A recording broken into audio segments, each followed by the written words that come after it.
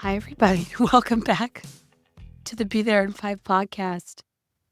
No, this is not the goat from the I Knew You Were Trouble meme. For context,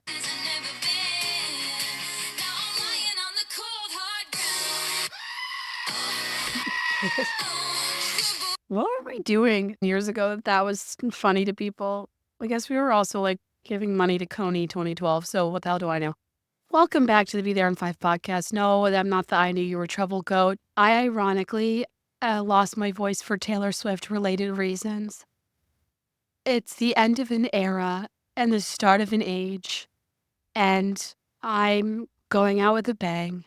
And by that, I mean my vocal cords took quite a hit this past week as I attended Vancouver Night 3. And then I separately had a track 5 I had planned a long time ago. And track 5s, they're like they're like my podcast live shows. But for some of them, we'll do like a 3.5 hour dance party afterward. And the dance party's not for me to like scream sing, that's for you guys, but I go around and talk to people all night, but it's so loud. I always lose my voice after track 5. So like that's even when I toured the concept, I couldn't do back to backs. It's like, yeah, it's too hard on my voice. And so I think between those two events, when I woke up Friday, I was squeaking and I was like, oh my God, I can't talk. And then over the weekend, I keep trying to record this and it's like just not coming back fully. And then it's one of those things, the more that I record, the worse it gets. So I don't know. Anyways, welcome to Be There in 5, the Squeakquel.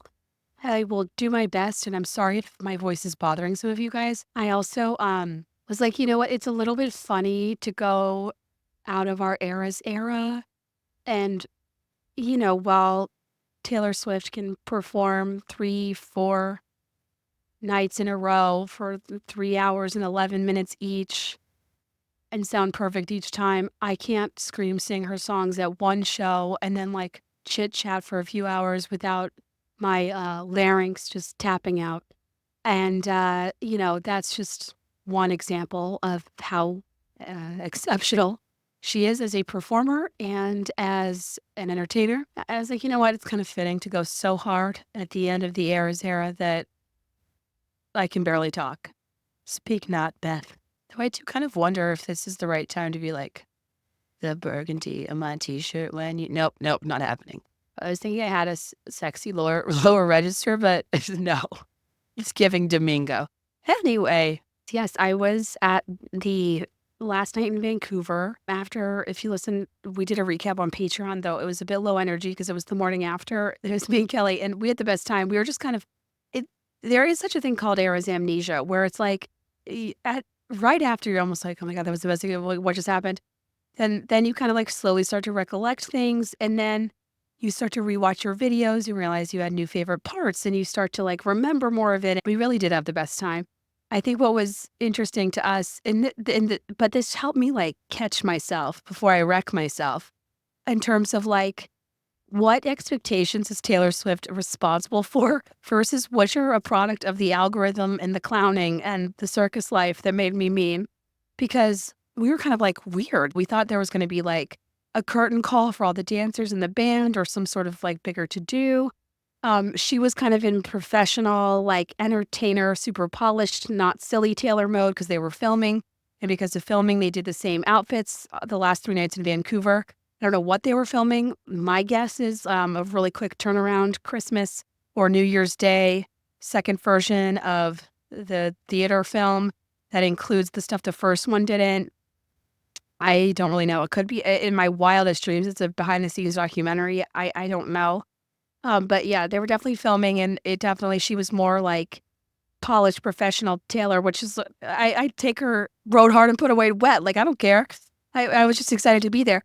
But I think that we had seen so much hype, and then we were like on the streets and in the like cocktail bar, and everyone was like, someone saw Post Malone here. And there was so much like gossip about what was going to happen at the final show. I think we're like so annoyed with ourselves. And I don't say that to say we were disappointed. Rather, I was kind of like boots on the ground. I'm going to report back to you what happens. And my report back was that it ended on a perfect note of being the exact show it always was, right?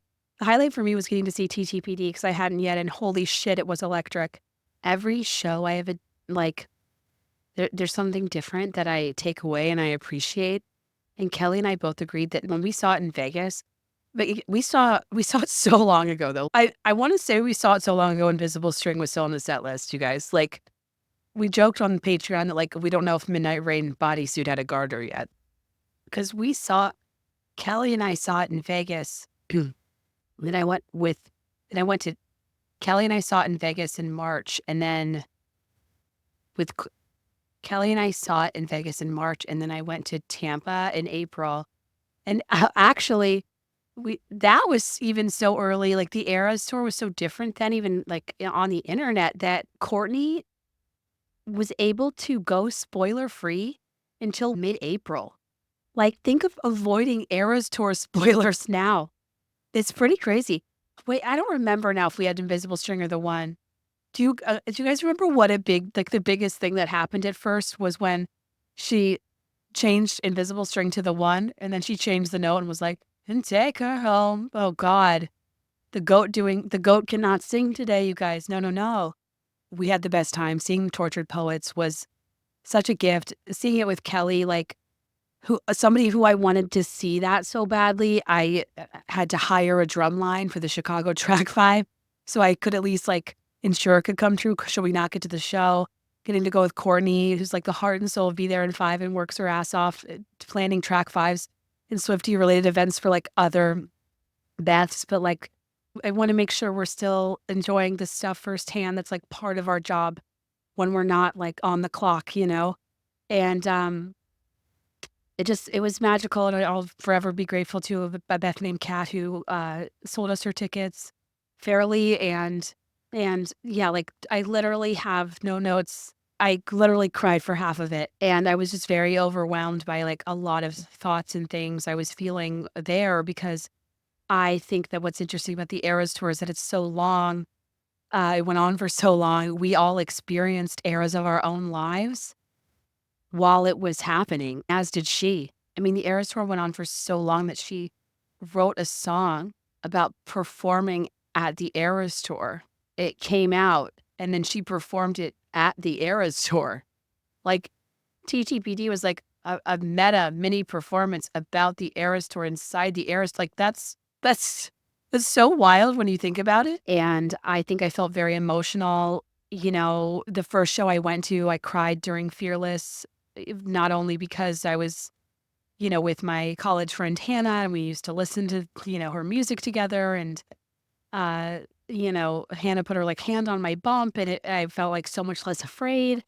And I kind of realized I was like so fearful at that time when I was pregnant, didn't know what I was expecting. And then when Fearless came on this time, I cried all over again for other reasons. This time I felt emotional because I realized, like, it clicked with me that most of the dancers weren't on stage. It was like her and Paul and Amos, who she's been with for 17 years. And then the Starlights, her backup singers, who most of them have been with her for over a decade.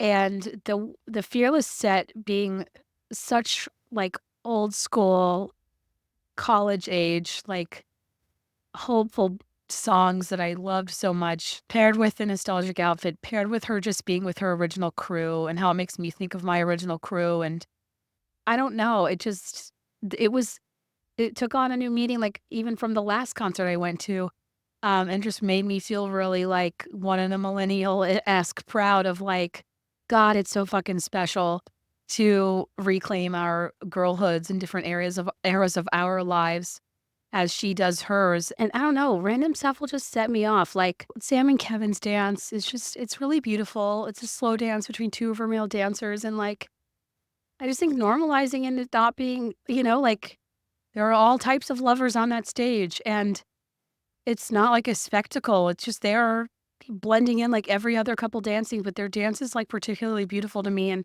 I don't know, I was just looking around and I was like, it's so special that people can feel safe here. And yeah, I don't know. I just had like a moment during that. The first time it shocked me how much I loved the Red set, because the Red singles just aren't my favorite. Like All Too Well is my life, but I Knew You Were Trouble, We Are Never Ever. Like those just aren't my songs. But I loved the energy and enthusiasm of 22. I think the episode was called like 22 Ther, like a 22 truther. This time 1989 came back to life for me. I loved Shake It Off so much. I filmed it. When I tell you I've not electively listened to Shake It Off in like since it came out, it's just yeah, it's such a huge hit earworm of hers that like it's like the wedding song, it's just not but I don't know. It kind of like really hit me and she looked like she was having fun. Her spin around skirt, it looked like she was having fun. Um and it just I don't know, something about it was really, like, contagious and fun and didn't feel, like, phoned in at all. Not that it ever did, but, like, something about the 1989 set at my other shows fell more flat, just relative to, like, the showmanship and how, like, seismic the Reputation set felt, you know? And, like, Folklore and Evermore kind of, like, transport you to another land, and, um, even Red is just, like, so specifically branded. By the time you get to 1989, it, like, didn't feel that distinct or punchy. But I really enjoyed it this time around. I wr sorry.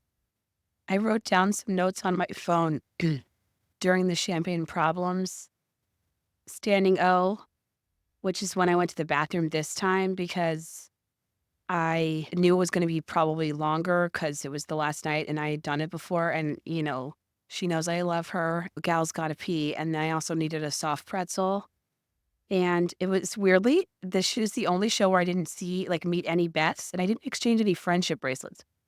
My theory is that it was the end and people had pretty much the stash that they wanted to keep, so we weren't trading. I don't really know. Maybe it wasn't the culture. Loved Canada, regardless. But um, what's funny is I said on Instagram, like, I didn't meet any Beths like that. I was bummed because I wanted to give you guys my bracelets. And I heard from several Beths who like saw me and didn't say anything, but it's always in, like, a really unfortunate situation. Somebody was like, "Oh, yeah, I saw you, but you looked preoccupied at the concession stand." I sent a screenshot to Kelly. She was is that not your life story?" Like, write it on my tombstone. Preoccupied at the concession stand, the Kate Kennedy story. Like, tell me about the first time you saw me. It's like, that is something I would do, and I was doing one of 2 things, because there was 2 times I was preoccupied at a concession stand. One was I was on a drink run and I wanted to get one for all 3 of us, but they don't let you do that. So I was trying to sweet talk, and I ended up consolidating. And the second time, I was probably knuckles deep in a side of cheese sauce with my soft pretzel before the standing O was over so I could get back to my seat. Both aren't great. One person was like, "I saw you flustered in the airport." Cool. Guys, it's so embarrassing. Like, just like, instead of thinking I'm a weirdo from afar, just say hi. We could have a nice conversation. I'm not flustered. I just have a dumb face and a dumb voice. Do you think I'd be a podcaster if I was a vision in the flesh? No. My teachers in elementary school used to write on my report card, like, I spent all year trying to convince Katie I don't bite. Like, I just always look scared, confused, flustered, preoccupied. I don't have a neutral face. Like, I just, I zone out very easily. I have a face for radio and a furrowed brow that says, I'm kind of lost and my phone's at 5% battery. I'm not, like, Kelly has a very bubbly disposition. Mine is kind of like under the radar, like, no one's, like, don't be suspicious. Like, you know what I mean? I just assume no one's paying attention and I'm like always in my own world. But please, if that ever happens and I look preoccupied, I assure you I'm not. I'm just trying to figure out what to do about these cheese knuckles. And anyway, we had such beautiful surprise songs. The Place in This World like took me a minute to register because I'm not as big of a debut head as I know a lot of you are. But it made a lot of sense to me once I let it marinate. She laughed before she went into New Romantics that at first I thought she forgot she was going to sing what she was going to sing and just went into, we're all bored. I was like, what's happening? Maybe I'll get into my analysis on that later.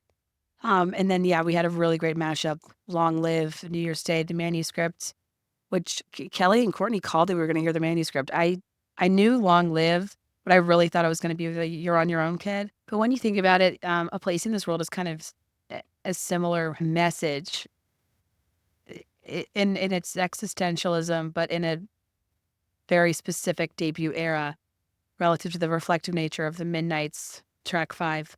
But yeah, maybe we'll talk about that later. I want to get into your stories. I asked you to send in like what the show meant to you. And it's fair warning, some of them are pretty emotional and sad. A lot of them are really like happy and silly. And I don't know. I just thought it would be nice to capture that this is so about so much more than just being a concert. There's so many deeper themes going on here, from it representing the eras of our own lives to points of connection between us and people we love or have lost, or the next generation of Swifties. And they're just really meaningful and sweet. And it's an honor to get to share them. And as always, I was astonished so many people wrote in because it was such a last minute request. And I read as many as I could. But you guys are the best. And I'll probably mention this toward the end, but I also don't want people to have intense FOMO or feel like this is the end if you never got to go, because it was incredibly hard to go. It was incredibly inaccessible and exclusive, and the aftermarket made it a nightmare. And you really did get to experience a great deal of the magic and camaraderie online that existed in real life. And arguably in real life, sometimes I had trouble being present, like during the surprise songs. And when, you know what I mean? Like when you see something in clips the day after, even I am like watching clips from my own show as if I wasn't there, because I'm like, I didn't notice that. So like, I don't want anybody to feel like left out of this experience, because this is just the current opportunity. There will be more. I really believe she'll always produce like incredible, high quality work in a lot of different formats that we'll get to enjoy and celebrate together. And this is the most recent format, but I think will be so many more to come and so many more chances to celebrate in her work. And I don't know what that'll look like, but I just don't want people to think they like missed out on something they'll never ever get to see again. It'll just be different. And kind of like how I thought nothing could ever top the Rep tour, that, was like a baptism for me. Um, and I mean, look where we are now. The Eras tour was like so unexpected, so exciting, and you never know. He gets to kick off our stories. I mean, I'll tell you one of mine. One of my favorite stories that I'll never forget is, of course, the sober party bus. That day makes me laugh so hard. It was so much fun. The one I went to Tampa, and my friend invited me and the bloggers that I talked about. They're these four sisters from Utah. Most of you know who they are. Rachel Parcell, Emily Jackson, Meg Scala, and Amy Scala. To me, they're Utah Kardashians. I just followed them for years and talked about them on my podcast 5 years prior. I was just like so fascinated by their beauty and wealth and their houses and them being so young and having all these kids. And like, I don't know, it was like such a weird conversion of events where I probably represented somewhat of a troll to them, but I've kind of changed a lot. And I did a whole episode about one of them having this bachelorette party on a party bus. They were like going wild with a boa and listening to like a virgin and going to get sushi. And the whole thing was just such a funny night on the internet. And I just could not get over how much fun they were having on a party bus sober. But I couldn't stop talking about how on earth can you have fun on a party bus sober? And long story short, we ended up on the same party bus to a Taylor Swift concert. And I was pregnant and I was sober. And one of them was like, "Hey, Jade, crazy that we're on a party." I mean, it was just like, it was at once the most exciting thing ever to be there in the flesh and getting to meet them, because I followed them for so long and they were so incredibly sweet and kind to me and like reassuring to me about motherhood. And like, I couldn't speak more highly of meeting them.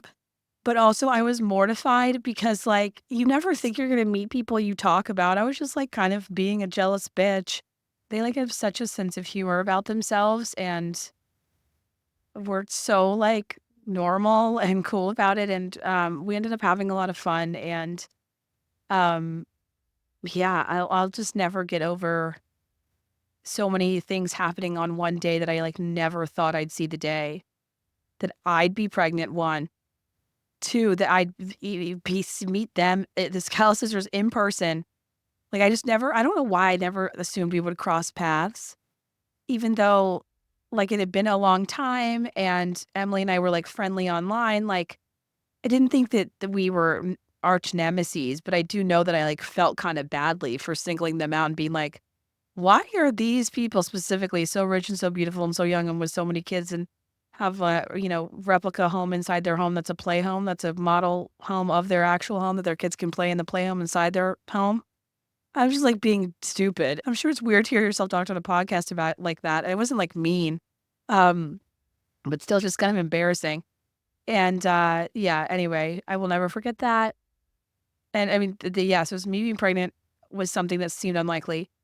Meeting them seemed unlikely. Taylor Swift performing like all of her hits in a place I could like at once, an Eras tour. Like I would have never even imagined that, and getting to go see it in such a beautiful place with my friends and like I don't know, I just had like the best time despite being very low energy and pregnant and in not ideal circumstances, but I had the most fun I could have had. And yeah, that was like a specific memory for me that I know is not like a normal or relatable one, but I think it was like a funny moment for longtime listeners of this podcast that could not believe that they saw me in the background of their photos. We're like, is that Kate? Why is she there with them? What is happening? Like the world is healing. It was the best.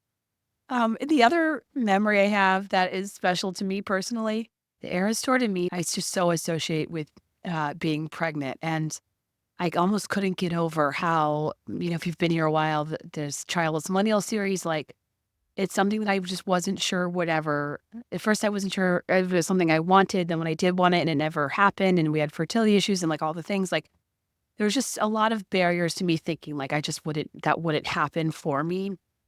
And like, I could never get over that. Like was reliving all these eras in my life as like a different version of myself as pregnant me. And I was kind of suffering badly in my pregnancy. And like, I don't know, it's just, there's a weird correlation there that I had personally. And um, when I was in labor, I got induced and I was in labor, not active labor, but like I was there for over 36 hours before I had the baby. It moved painfully slow. And by the time they were finally like, okay, or you're ready, like we're gonna push. I kind of figured my labor up until that point had already been so long, like that he'd probably come out pretty fast. I think in the Patreon birth story I recorded, I said like in my head, he was just gonna swim right on out the canal, like Taylor Swift dives into the stage after the acoustic section. So when I started to push, I brought a Roku to the hospital. Highly recommend. I found a bootleg of the Eras tour. I asked that we put that on the TV, and I did that because there was no space or time in this hospital room. I didn't know if I'd been there, 20 seconds or 20 years. And I wanted to know how much time was passing as I was pushing because I was so disoriented and like tired and in pain. And um, I had seen the Eras tour at that point 3 times in person. I had watched the live stream a million times. I knew the order really well. Um, and I wanted to be able to kind of timestamp where I was mentally because I don't, yes, I have heard of a clock, but something about putting the Eras tour on in the background I thought would be helpful for me, not only because it was something I loved that would relax me, but I would know how long it had been. Um, and yeah, so when I tell my birth story on Patreon, it's an episode from August 2023 if you want the gory details. I just kinda talk through how I was like, "Oh my god," like, in life and in labor, when you get to Marjorie, like, times are tough. I was like, "We're in Evermore, and I haven't had this big like, what are we doing?" I was fearful at Fearless. That was the second one. I thought, like, I had heard so many stories about babies just slipping out. No. And I just, like, was in agony, but also kind of laughing to myself. I'm like, "Is this the fucking illicit affairs bridge?" Yeah, don't call me kid, don't call me baby. This baby's made me a godforsaken mess. I'm no longer interested. I was just like, what is happening? And I kid you not, I watched the entire 3 hours and 11 minutes of the Eras tour, pushed without breaks the whole time, and never had the baby. It was right after it ended. YouTube went on an automatic replay when it just like starts playing other stuff. And he came out when Olivia Rodrigo's Vampire was playing. Which is just confusing given, like, we're kidding ourselves if we don't think that there's a feud intention there. But also it does make sense because his name is Edward. He goes by Teddy, but, Vampire Edward. And anyway, I just, it'll always mean something to me that that's what I was listening to when I was doing, like, the most, like, it was, I'm going to cry. That was the last part of me, like, I could, like, hold on to or experience or like have be in the room like while I was doing something that I was just like so afraid of and that was so outside of anything I ever thought I would do. and then I knew was the right thing, and I was so happy for, and it would be incredibly ultimately joyful, but like it was really scary, and I think that like I don't know, watching the Eras tour during it as if it was a live stream. Well, I'm like spread eagle screaming, like it's just kind of funny. Everyone has these like beautiful Eras tour memories, but if I'm being completely honest, mine is like being in labor and hearing every song tick by and not not making any progress. It wasn't funny at the time, but it makes me laugh. So yeah, it'll always be special to me that I was listening to all of her eras that represented all of my life's eras as I exited my gestation era, one I was very happy to be out of. And of course, meet Teddy, the love of my life. My God, you guys have Taylor Swift. Like, do not have opinions in this life if people have kids or not. I hope you know that by now. I think all choices, paths are valid. But should she decide to or try to or whatever, if kids are in her future in any capacity and she writes songs about them, pull the cord. I'll never make it. I can't even listen to The Best Day. I I will never, ever, ever be able to listen to this woman sing about motherhood. It will destroy me. I don't, ugh, I can't even start thinking about it. Anyways, that's my little lesser known Eras story anecdote, unless you listen to my birth story behind the paywall. But anyways, I'll get into your stories now. I'll read as many as I can till my voice gives out. Thanks for being along for the ride. We've had so much fun throughout the past 21 months. From the emergency session when we first learned the set list and we're like, what is happening? To, we were briefly getting a long live to the Blue 1989 announcement set at one point, did we forget Taylor Lautner doing car wheels? Like, when was that? 4 to 6 years ago? Remember how cute it was? She used to always forget putting her arm in her sleeve. Remember the first Karma is the guy on the Chiefs? And when it's how it seemed like the dancers didn't know and they were like shook she said that. I mean, where were you when you heard Is It Over Now Out of the Woods mashup, the mashup of my dreams? Where were you during the Argentina Turner when Catherine Kennedy turned and said, okay, I get it. I shipped TK and TS. Took me a while. I did not want the Swifties in the NFL verse. The football has taken enough from me. I didn't need it to mesh with this, but it turned out okay. Who could forget? Hey, stop! She wasn't even doing anything. Heard like chucking water bottles at people. We've been through so much. Honestly, what I was saying earlier with like being the best in class and like exceeding people's expectations so regularly it becomes the norm. I think sometimes when people are disappointed by something, even I as an outsider, I'm like, we need to like pare down like what did she set up our expectations for, and what is like hype and clowning in her life and existence being a content farm that makes people speculate about things that she never even led us to believe, and then we're disappointed and act like she's directly responsible for it. That's when I kind of want to be like, hey, stop. She wasn't even doing anything. Because yeah, that would be so frustrating. Like as an artist, as a creator, like to be on the hook for expectations you didn't set, but that people farmed your existence to make engaging content about for the sake of their own engagement, and then like, you're the one that gets the brunt of it. I don't think that's cool. So I think there's a lot of times when I become like a victim of those expectations where I need to cool it. But sometimes, yeah, you really do think something's about to happen and then it doesn't, but then it does. Like the blue outfit on 8/9, like that did happen. So it's just confusing, you guys. But anyway, as we go on, we remember all the times we've had together. And as our lives change from whatever, we will still be making friendship bracelets, hopefully forever. What a joyful, incredible cultural phenomenon. Stimulated global economies. He performed 149 shows between March into 2023 and December 2024. 51 cities, 21 countries. Each show featured 44 to 46 songs and ran for 3 hours and 11 to 3 hours and 15 minutes. She spent roughly 25 hours performing her 10-minute version of All Too Well. 10.1 million people purchased $2 billion in tickets, which painfully averages to $204 per seat, which is crazy because that doesn't even consider the markup and mess that occurred at post-Ticketmaster. She wore more than 60 outfits, more than 250 custom pairs of lubes. Her biggest crowd was in Australia in February with 96,000 people. And in 2023, in July, Seattle fans danced so hard they created the seismic equivalent of a 2.3 magnitude earthquake.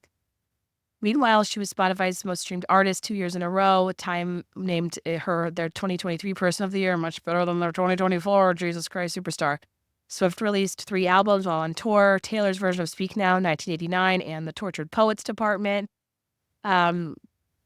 In addition to the concert film, the book, and the vinyl, the concert film was like the highest grossing concert film of all time. And all of that, not even to mention the events involving her paramours, not, just Paramore, who did open for her at one point, but her, with Joe, and then the controversy with Maddie Healy, then starting to date Travis Kelce, and everything she did, from if she was seemingly having a side of ranch, to AI songs about Travi at the game. I just took over her feeds, and what a shock, what a delight, what a time to be alive. And now I am sitting here about to watch Christmas in the Spotlight, the Hallmark movie based on their love story, which I feel like it will be a Patreon episode Kelly and I will have to record over the holidays.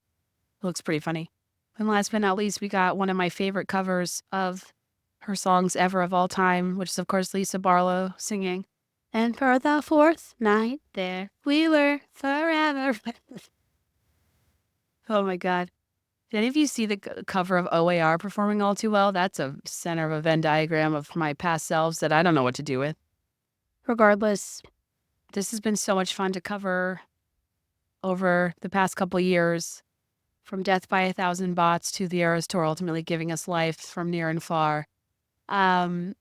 It holds a special place in my life, as I had a very drastic transition between eras during the Eras Tour, and I know many of you did as well. And these are just some of the stories people submitted about what the show or the fanfare meant to them and their lives that I thought were incredibly special and worth sharing as we wrap up the end of our Eras era.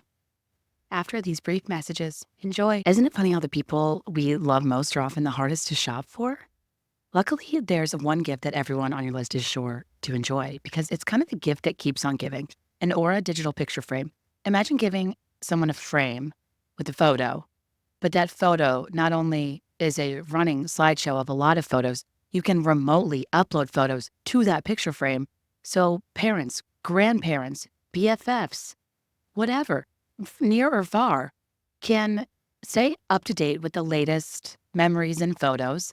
And in real time, ongoing, you can send them what the kids are up to, what the dog's up to, what the family's up to.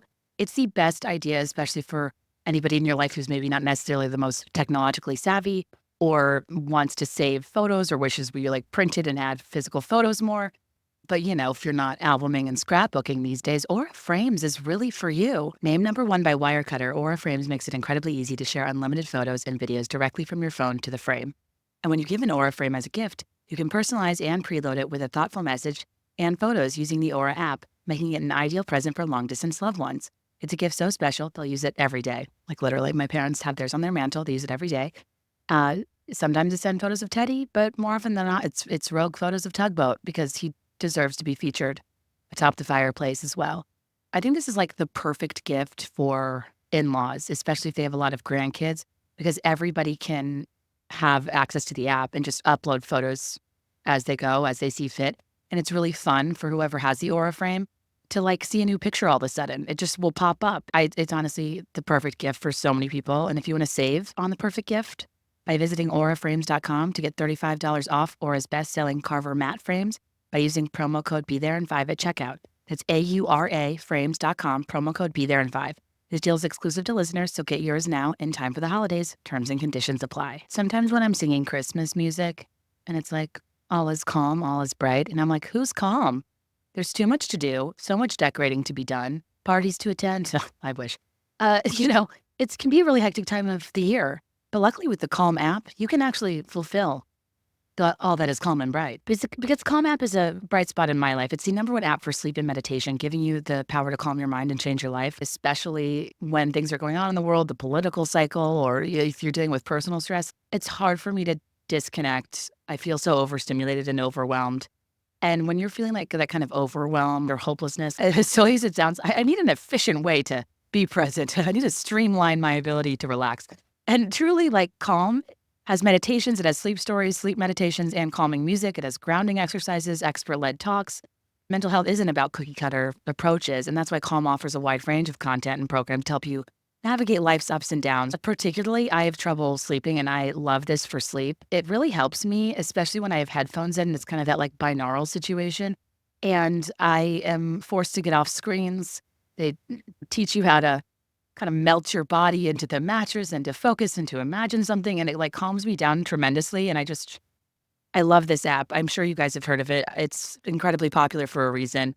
Calm puts the tools you need right in your pocket and can help you dedicate just a few minutes each day to live a happier, healthier life. Stress less, sleep more, and live better with Calm. For listeners of our show, Calm is offering an exclusive offer of 40% off a Calm premium subscription at calm.com/BeThereIn5. Go to calm.com/BeThereIn5 for 40% off unlimited access to Calm's entire library. That's calm.com/BeThereIn5. My sister and I, longtime Taylor fans, diehard debut for her and Fearless for me, attended Toronto Night 5. That's the Cassandra Madwoman I Did Something Bad mashup. I know, my heart nearly stopped. My sister had pre-registered Ticketmaster queue early November, and we ended up with amazing seats in the 100 level. We moved logistical heaven and earth to make it there from Iowa and Colorado, respectively. And despite one of us having to sprint through the airport to make a flight, things couldn't have gone better. There are so many moments from the show that will stay with me for the rest of my life. I couldn't possibly begin to name them all. The sheer girlhood joy of the Fearless era, the sentimentality of Marjorie, absolutely screaming the bridge of the smallest man who ever lived as a happily married mother of four, but I mean, so much of it was truly the experience of a lifetime. One of my favorite moments happened before the show even started. We walked to the venue from our Airbnb, didn't have to wait long in line, and entered the arena, having so much fun pointing out people's outfits and absorbing the adrenaline of it all. We made our way to our seats to check out our view before planning to hit the bathroom and grab drinks prior to Gracie's set starting. We had noticed that behind us sat a little girl and her father. She couldn't have been much more than 10, wearing the cutest sparkly gold dress, and her dad had a red Era, spending a lot of money at the moment shirt on. We said hello to them and made our way to our stops. While in the bathroom line, my sister said, I really want to trade bracelets with that little girl when we get back. She had armfuls of bracelets on both arms and a clear zippered bag in her lap, chock full of them, but we'd gotten the impression she was very quiet. My sister said she seems like she might not be the first to ask someone to trade, so let's ask her ourselves. We got back to our seats and struck up a conversation. I asked her, what's your favorite Taylor song? And she said all of them. My sister asked her if she'd like to swap, and she nodded, and we handed her a bracelet. I wish I could recall exactly which one I gave her, but I remember thinking I'd give her one a little more youthful, like Fearless or Shake It Off, and decided to hang on to my champagne problems with its fucked in the headness. She whispered her thanks and began to rifle through her bracelets, deciding which ones to give us while we chatted with her dad. He said it had been a birthday surprise for her, and she just found out earlier in the week she was coming. While she's poking through her bracelets, we began to wonder if she's having a hard time parting with them. My sister said, it's okay. If they're all your favorites, you can keep them. And her dad said, no, she made nearly 60 of them this week alone and has been so excited to share them. So she's probably just picking out the right ones for you guys. We continue on our conversation with him. Finally, the girl hands over a bracelet to each of us. Mine says Flamingo Pink. My sister says Sunrise Boulevard, the first two lines of the song Slut. My sister and I immediately look at each other and back at the girl, and she gives us the biggest grin, and we had this nonverbal moment of, my dad doesn't know this song is called Slut, but I know, and you know, and we're going to let this be our thing. I will never listen to it again without thinking of her. Also, my sister told me that she glanced back at her during ATW to see her sing Fuck the Patriarchy and then immediately grin up at her dad. Queen behavior. That's pretty cute.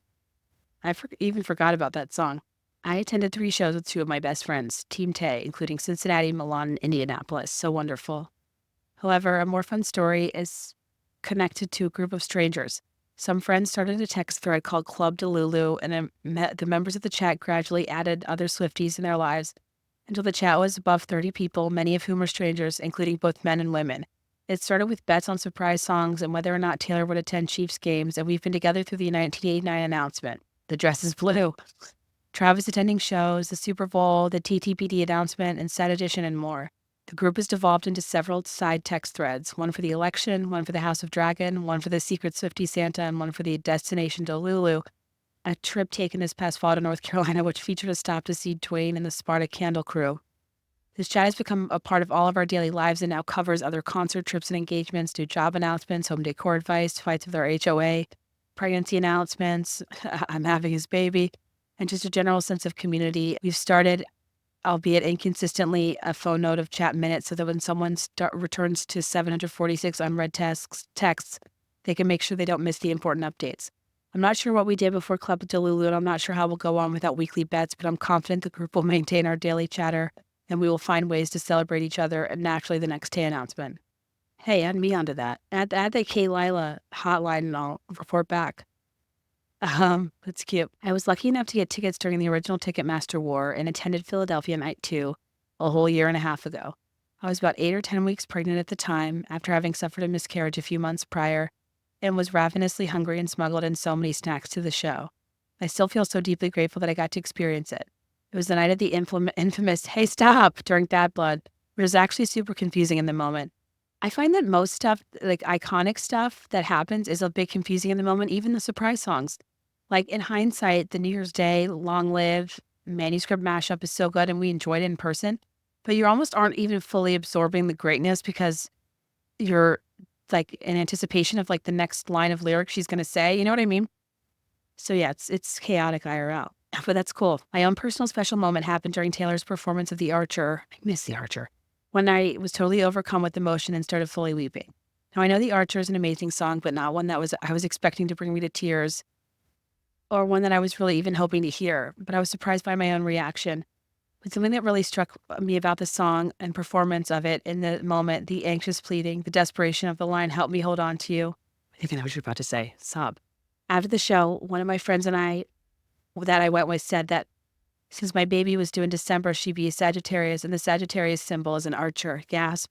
Even if it's eye-rolly, I love the idea that baby girl was making herself known in some way. She was there with me with spirit. And now that I look back on it, the phrase "help me hold on to you" perfectly encapsulates how I was feeling toward the tiny embryo of a baby I was carrying, especially during those tender and anxious early weeks when the shadow of my previous miscarriage still loomed so large. Luckily, my daughter was born healthily just 3 days after Taylor's 34th birthday. I have the poster from the Philly show framed in her bedroom, and one day I'll tell her that the Eras tour was technically her first concert. That's what will always be so special about Taylor's music. Even though it's personal and specific to her, we can all impose our own meanings to it, take her lyrics, and apply them to our own experiences. Okay, the reason I said I know what you're about to say is because I had that exact same experience in Tampa. It was right after I guess it would have been right after my anatomy scan. And the first 20 weeks, I was so anxious about everything that can and would go wrong.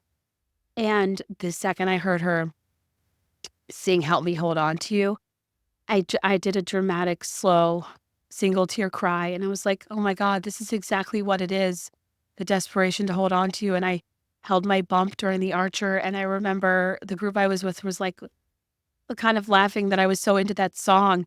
And I was the only one standing. But that song like really, yeah, it really permeated my soul in that moment and meant a lot to me. And I was sad when I was removed from the set list because I just think it's stunning and it represents anxiety so well. And I will never forget holding my bump while listening to The Archer. I love that we had that experience. That's really cool. I thought you were about to tell me you're gonna name him or her, him, her. What'd you have? Oh, a girl. Archer. I have a nephew named Archer, and I just think it's the cutest name. He goes by Archie. And it's a great nod to the SAG symbol and the song. As one this person said, I took a gummy at the gates, hoping it would hit at the right time and I'd vibe all night, which I did, but I had my first ever THC-induced paranoia experience as I watched Night 3 Dublin, utterly convinced she was about to announce lost album Karma. I'd see the color orange and turn to everyone around me and say, right? And then when the Jumbotron malfunctioned, I was live tweeting on a handle I haven't used in years about how Karma's the lost album is on. Maybe this is a cautionary tale more than an Eras story, but maybe it's also a little reminder of the collective magic we all share in the T-Swift fandom. Fun and delusion and fandom all wrapped up in one. Oh my gosh, you were actually like in nightclub Delulu. That's really funny. Sometimes when I watch theory TikToks, because I've done when I retired from the game after 5 holes in a fence. But when I watch creators clown so hard, I'm like, yeah, at what point are we like, are you on drugs, in a state of Easter egg psychosis. What are we doing here? It's not that I don't appreciate it. It's that I really do think there's something about Easter egging that makes you like lose your mind a bit and overthink all the signs. So many signs. But that's amazing. And I'm obsessed with you tweeting from a handle you haven't used in years. I need you to send me some of the tweets. I think that might be, I tend to get tired when I eat a gummy, so it might have been too overstimulating for me. Is Dublin when she's saying the Sweet Nothing mashup that made me think differently about Sweet Nothing? Like, all you ever gave to me was nothing? Like, sheesh. Or like Lavender Haze. I feel like in hindsight, all the Joe songs, like, you don't ever say too much. It's like, that is good in one context, because he doesn't read into her melancholia. But in hindsight, we're like, well, you're not paying attention, bro. You're not interested. You're not engaged. Guess we'll never know. This one says, my family was supposed to go to Ireland together, summer of 2020. My mom's side of the family is Irish. She was so excited to go and travel around. The trip got canceled for obvious reasons. And again in 2021. 2022, my mom got pancreatic cancer and endured treatments throughout 2022 and 3. So the trip was delayed again. In mid-2023, my mom was declared cancer-free. Oh my God, that's amazing. And we finally booked the Ireland trip for the summer of 2024. Shortly after booking the trip, Eras Europe dates were announced and Taylor was going to be in Dublin during our trip. I entered the ticket lottery and made my mom enter as well. No luck, but my mom successfully got tickets almost a year in advance of the show. My mom only knew the hits, Think, Shake It Off, and Love Story, so she made it her mission the next year to become a Swiftie so that we could bond and enjoy the show together. In November of 2023, my mom and I went on a 32-hour round-trip road trip together to, trigger warning, Kate, Canada. We listened to Taylor's entire discography throughout this road trip, and as we went along, created a playlist called Amy's T Swift, saving my mom's favorite songs so she could spend the next 7 months before the show listening and learning lyrics. The playlist is 9 hours and 3 minutes long. Finally, June of 2024 came and we headed to Ireland. About a month before we left for the trip, my mom had a routine scan and they found a tumor in her lung, presumably a metastasized recurrence of her pancreatic cancer. No. We met with a surgeon and scheduled the surgery to remove it for the week following our return. My mom and the surgeon strongly felt that she could still enjoy Ireland since surgery scheduling would mean our return date was just about the soonest she could get the mass removed anyway. We went to Ireland, drove all around the country, making memories to last a lifetime, and ended the trip with Eras Dublin Night 3 on June 30th, 2024. My mom loved the show. She knew most of the set list and spent the evening proudly singing along and trading an armful of friendship bracelets I made for her. We heard Clara Bow played live for the first time, mashed up with one of my favorites, The Lucky One. I sobbed the entire duration of You're on Your Own Kid on piano. Seeing my mom experience Eras for the first time was truly magical. I had seen the show in Chicago a year prior and was worried that round 2 couldn't live up to my memory of the show, but it far exceeded my high expectations. The TTBT set was life-changing. I regularly marched around my apartment screaming the smallest man who ever lived. The girls at Track 5 marched along to it in the dance floor, and it made me so happy. We returned from Ireland and my mom had the surgery. It wasn't as successful as we had hoped, and her health declined over the following months. Oh, no. On Halloween of this year, after 10 days in the ICU, I had the absolute worst day of my entire life. Oh my God. And held my mom's hand. She took her final breaths. I've now been without my mom for 6 weeks, and it's physically painful each and every day. She was only 53 when she died, and I'm only 27. Far too young to lose a mother, in my humble opinion. I feel the Marjorie lyric should have kept every grocery receipt because every scrap of you would be taken from me so strongly. I'm constantly going through photos, old letters, my mom's bookshelf, grasping onto any piece of her I can find. Throughout my grief journey, as my therapist will call it, I keep coming back to joyful memories, and experiencing the joy of Eras with my mom 4 months before she died is one of my favorites. I find comfort in the Amy's T Swift playlist and love looking at the photos from Dublin Night 3. Thanks for giving me the opportunity to share my sentimental Eras story and for providing a space on the internet to celebrate being a girl.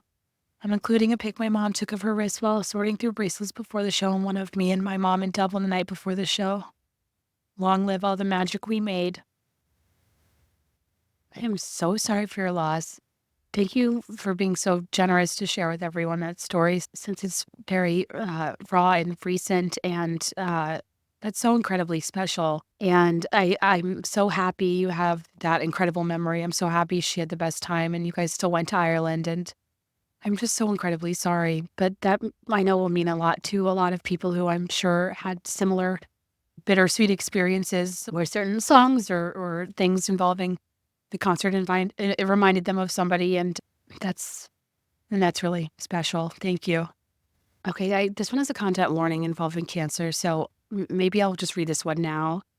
While we're kind of in this contemplative headspace about how this can be special on a whole other level for people than just enjoying the music. This one says, um, thanks for the opportunity to share. I shared in the Facebook group, but holding space to share with you here as well. She put holding space in quotes.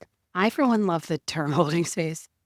Um, my experience with the Eras can be summed up with one word: bittersweet. I was beyond lucky to receive 2 tickets to Toronto from my husband for my birthday earlier this year. My first call upon receiving the tickets and being told by my husband that they were mine to use how I please was my best friend, Nicole.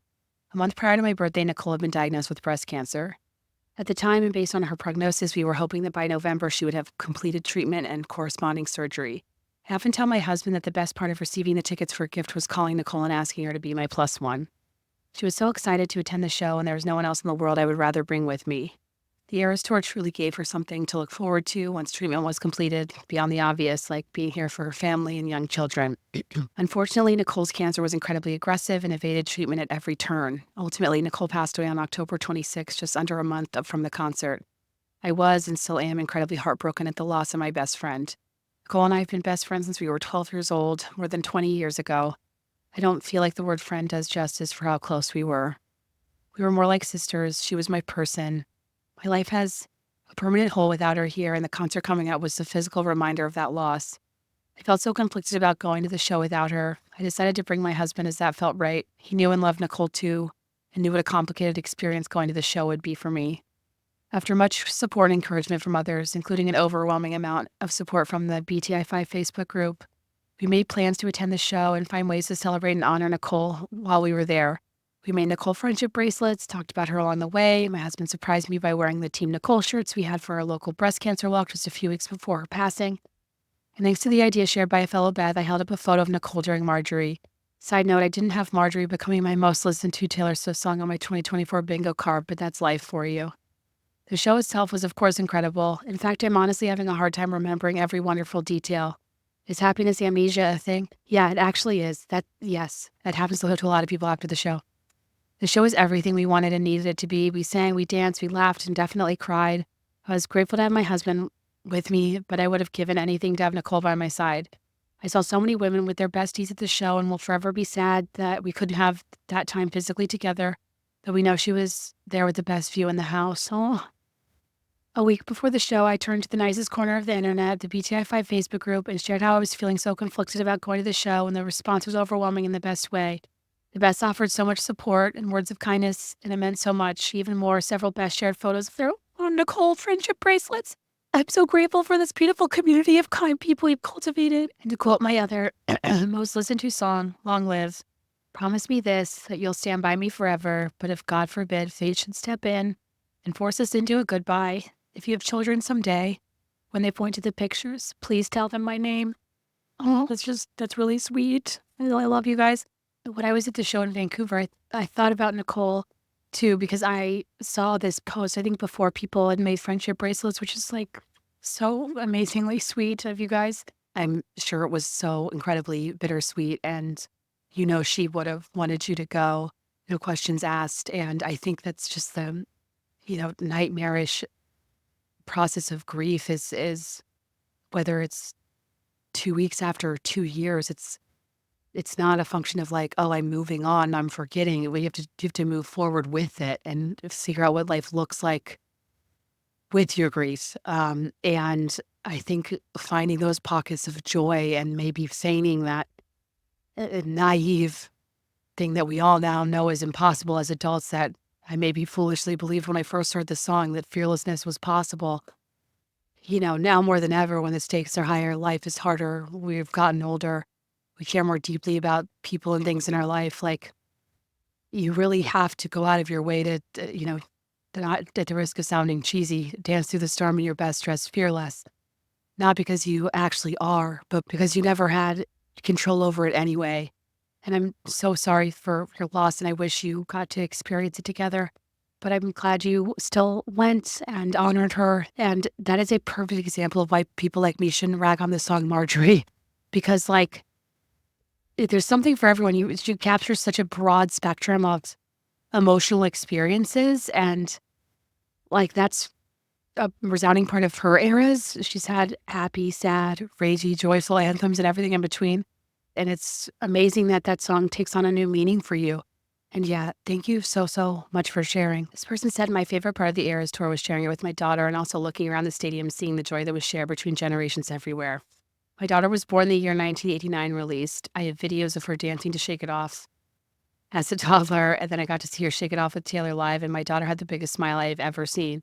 The intergenerational love, joy, and sharing of music is my favorite thing about the Eras tour. You're so right. That's an example of something that, like, sometimes I need to transcend it because when I was there, I was like, wow, her fan base has gotten a lot younger. Not in a way that it annoys me. Are you kidding me? Like the loud, proud celebration of fangirls and girlhood is like everything to me. Um, but yeah, sometimes I am jealous of their parents that are slightly more established financially than me that they could afford the tickets. But happy for them nonetheless. I mean, my parents got me tickets to Clay Aiken and Ruben Studdard. Don't you forget it. I've lived the life of a queen, but I've really like.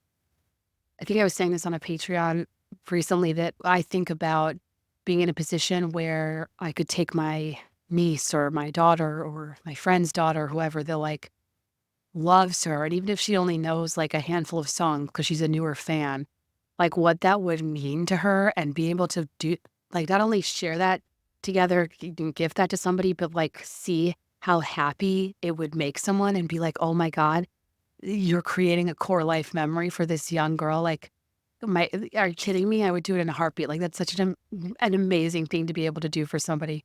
That's why I hate that it was so inaccessible. It's just, we'll have to figure something out for next time. Death by a thousand bots gets us, but thank you for sharing. Third time's a charm for me to finally get to the Eras Tour in Toronto this November. I was lucky enough to get the tickets to one of the Philly shows in 2023 after the Ticketmaster fiasco locked so many fans out, only to get COVID 2 days before the show. I was miserable and decided it was too irresponsible to travel, etc. So I sold my tickets and my friends went without me. I knew I could never afford resale prices, so I was crossing my fingers for an announcement about international dates. Pre-sale announcements went up, links were sent out, and I got tickets for ... Vienna. Oh, my husband and I made a summer vacation out of the trip that was supposed to end with the concert. On our full last day in the city, around midnight the night before the show, we were eating Wiener Schnitzel in the middle of a beautiful square when we got the news of the terrorist threat and cancellation of the concert. My sister-in-law had 2 tickets to one of the Toronto shows. She was supposed to go with a friend who had already gone to an earlier show. Before we even flew home to Vienna, from Vienna, her and her friend decided I should have the ticket instead. Oh, that's sweet. After those 2 emotional letdowns, my body kind of refused to get excited or believe it was really happening until I stepped foot in the stadium on the night of the concert. But it was rare, and I was finally there. Third time's a charm. Love that. This person said she has bullet points. I love the empowerment that all the eras of it all gave to women. Women more than men are almost relegated to their season of life, and sometimes it really does feel like we're in our mom and wife era. But the addition of eras to the day-to-day vocabulary feels important to women in particular as a way to claim the seasons that sometimes feel hard to make them our own.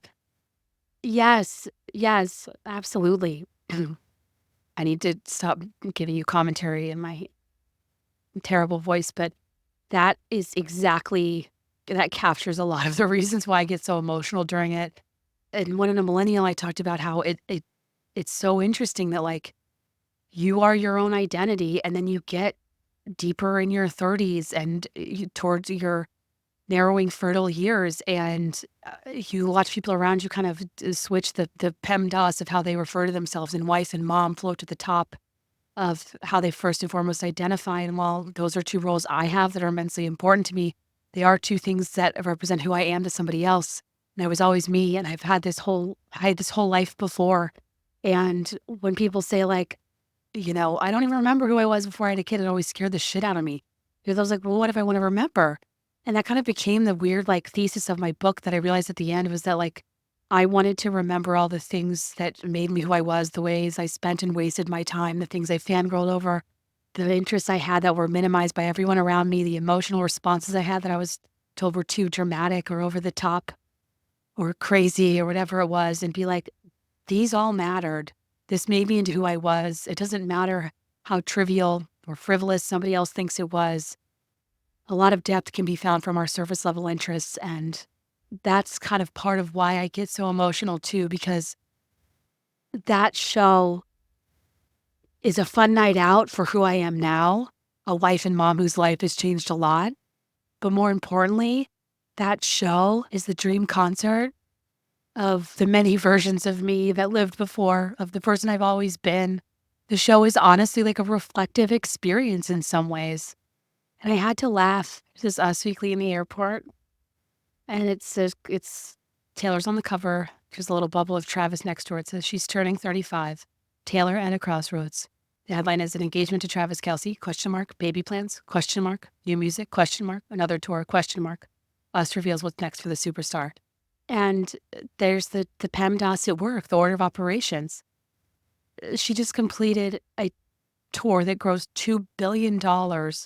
She gave 200 million of that in bonuses to her crew. She's at the top of her game. She's like re-recorded majority of her legacy. She did the impossible with this incredibly lengthy 3-hour plus tour for for almost 2 years. And just because she's turning 35, there's not only an implied crossroads worthy of a headline, new music and another tour get bumped down to third and fourth spot in the order of operations of the headline, first asking questions of an engagement and baby plans.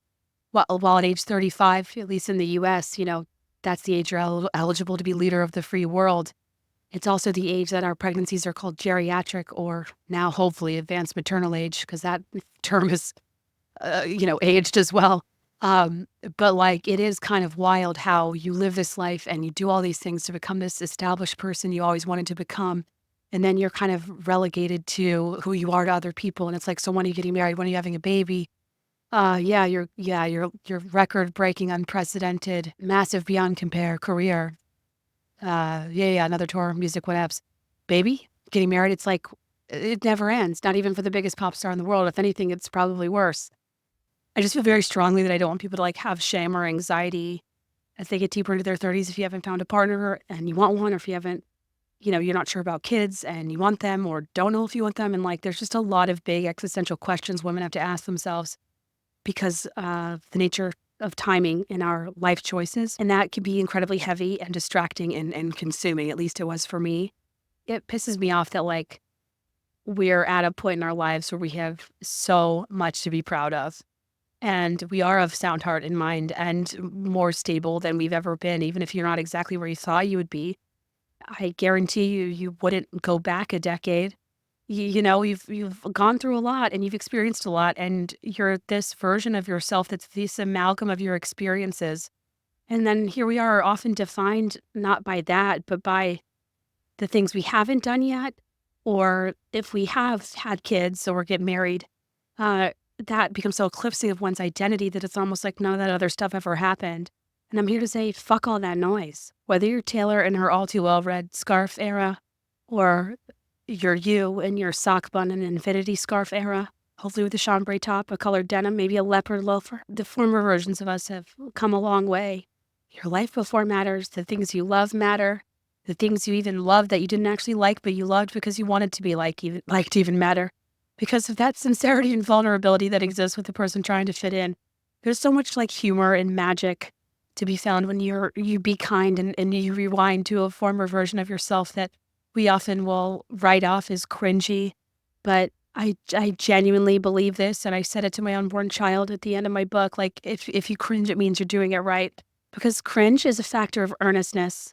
And if you move through each phase, each micro, macro trend, each different era of your life with a level of sincerity and earnestness, not only in what you like and who you are, but that you're willing to double down as if this is the you'll always you'll always be, you've finally achieved the apex of your human existence, and this is the fixed version of you you'll be able to stand by for years to come, even though you absolutely never will, even though we all know it's T-minus 18 months till you lose that, pep in your step for a peplum top. It doesn't matter.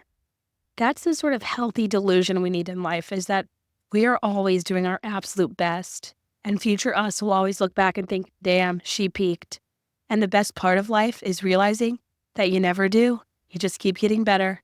Former you is always a little embarrassing. Future you is always kicking ass. And current you knows that those two versions of yourself are doing the best they can with the information they've got in the tent that they're in, and you trust them. And what am I even talking about? In conclusion, what a gift to reclaim our youth, make the friendship bracelets, take the moment and taste it. And even in that song, she's saying, you've got no reason to be afraid, but not in the fearless way. You've got no reason to be afraid because you're on your own, kid. Because you're you. You've come this far. You've done the thing. You can rely on yourself. Other people are going to let you down, sure.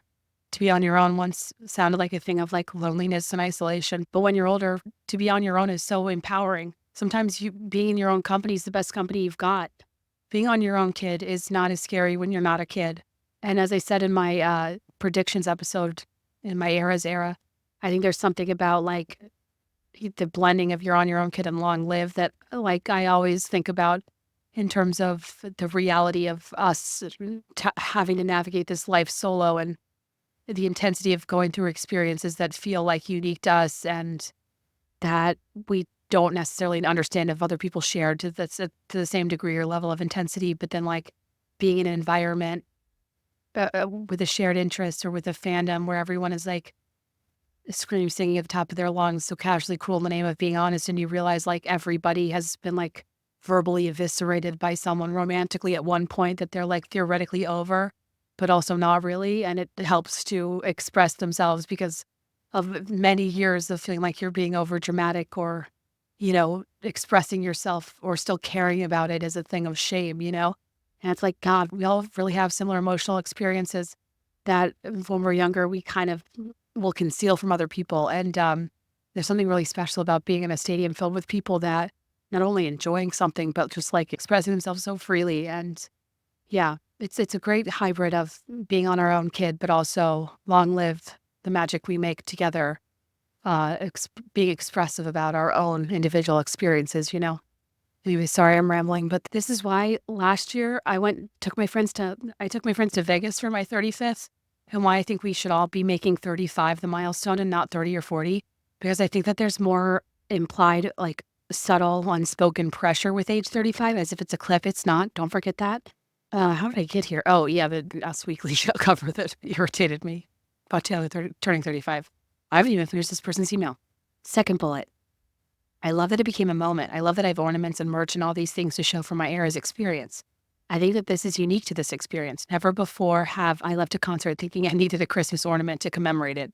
I now have 2 eras ornaments. Who is she? Love that. And I've been seeing people put their friendship bracelets in clear ornaments, which is a cute idea. I have 2 bookends that form a hand heart. I have a millennial one, not a Gen Z one. My fingers don't move in that way. And then I put my bracelets on my bookends. I'll have to put it in my Amazon storefront. It's pretty cute. Most importantly, I love the memories I got from journeys to the tours more so than the memories of the show itself. My Eras tour journey began in the queue where I waited all damn day on behalf of a friend who was on a flight at the time. I admit to not having been a fan enough to have wanted to wait in the queue for just me, and as a true pathological people pleaser, I'll die before I let someone down. So in the queue I went. I secured tickets to Houston night 1 and we drove down from Dallas. Somewhere along the drive, we went from okay friends to great friends. We shared some crazy moments and had an incredible time. Little did my friend know I was pregnant at the time. We got back home and just never stopped talking. She became a pinned chat on my phone, my top texted friend, and most trusted Taylor confidant. Sharing Taylor content with her is what got me through my pregnancy. After my daughter was born, Taylor added TTPD to the set, and we knew we had to see the set live. We joked about flying to Europe, seeing the show, etc., but didn't actually ever think we would. Until two Hamburg night 2 tickets made themselves available for the trusted source. My friend's response when I messaged her was, "I'm game if you are," so we freaking went to Germany. I've always been too afraid to travel internationally, so worried that I would never be brave enough to take a leap on a once-in-a-lifetime trip like this. Through a new friend who is now a great friend and the empowering lyrics of Taylor Swift, I did it. Female friendship's so important, and without it, the Eras Tour, I would have missed out on the trip of a lifetime. I'm so proud we did it. Maybe the real Eras Tour is the friends we made along the way. I love that. Like me and the Scala sisters. And in my head, we're friends. My favorite part of the Eras tour was sharing. Oh, hold on. Wrong one. Think about how much you love Taylor Swift and want to like learn everything that's in her brain. Now, if you're looking for a holiday gift, imagine another friend or family member who's obsessed with another celebrity. And what if they could extract everything from their brain? Enter Masterclass. With Masterclass, your loved ones can learn from the best to become their best. Masterclass is the only streaming platform where you can learn and grow with over 200 plus of the world's best. That's why Wirecutter calls it an invaluable gift. Learn from any Masterclass instructor anywhere on a smartphone, computer, smart TV, in audio mode. I always had trouble being late to class. Doesn't matter. You go to class on your own time, on your own agenda. And whether you want to help use improv to overcome their fears with Amy Poehler or turn passion into achievements with Martha Stewart, whose documentary was outstanding, by the way. A few others I noticed, I was like, okay, I do want to learn to style my own hair for any occasion from Jen Atkin. Or Halle Berry in a leading panel of experts talking about the magic of menopause, which does interest me because I know so very little about it. You can learn storytelling and humor from David Sedaris. I mean, guys, there are 35 lessons. That's 8 hours and 1 minute of content on how to be a screenwriter from none other than Aaron Sorkin. Like, who else would you want to learn from? It's kind of like the Michael Jordan of blank is how people say they're the expert of whatever. Those are the people in this. Like, you want to learn photography? Oh, learn directly from Annie Leibovitz. If you know someone obsessed with cooking, you can learn from Gordon Ramsay. If you want to be a documentarian, learn from Ken Burns himself. I mean, it's pretty unreal. I was initially going to gift my membership, but I've been using my membership because my hobby is learning a little bit about everything. My hobby is like almost having another hobby, and this is like the perfect thing for me. But it's just such a great gift as well. 88% of members feel that Masterclass has made a positive impact on their lives. Masterclass always has great offers during the holidays, sometimes up to as much as 50% off. Head over to masterclass.com/BeThereIn5 for the current offer. That's up to 50% off at masterclass.com/BeThereIn5. Masterclass.com/BeThereIn5. I just had to take a break from my ad reads to order some Osea for my loved ones for Christmas because it comes in gorgeous packaging and it's a gift people are always really stoked about. But regardless, winter can be tough on your skin, which is why treating yourself to luxurious, effective body care really matters during this time of year. And Osea's Undaria Algae Body Butter can help you have healthier, glowier skin all over all winter long.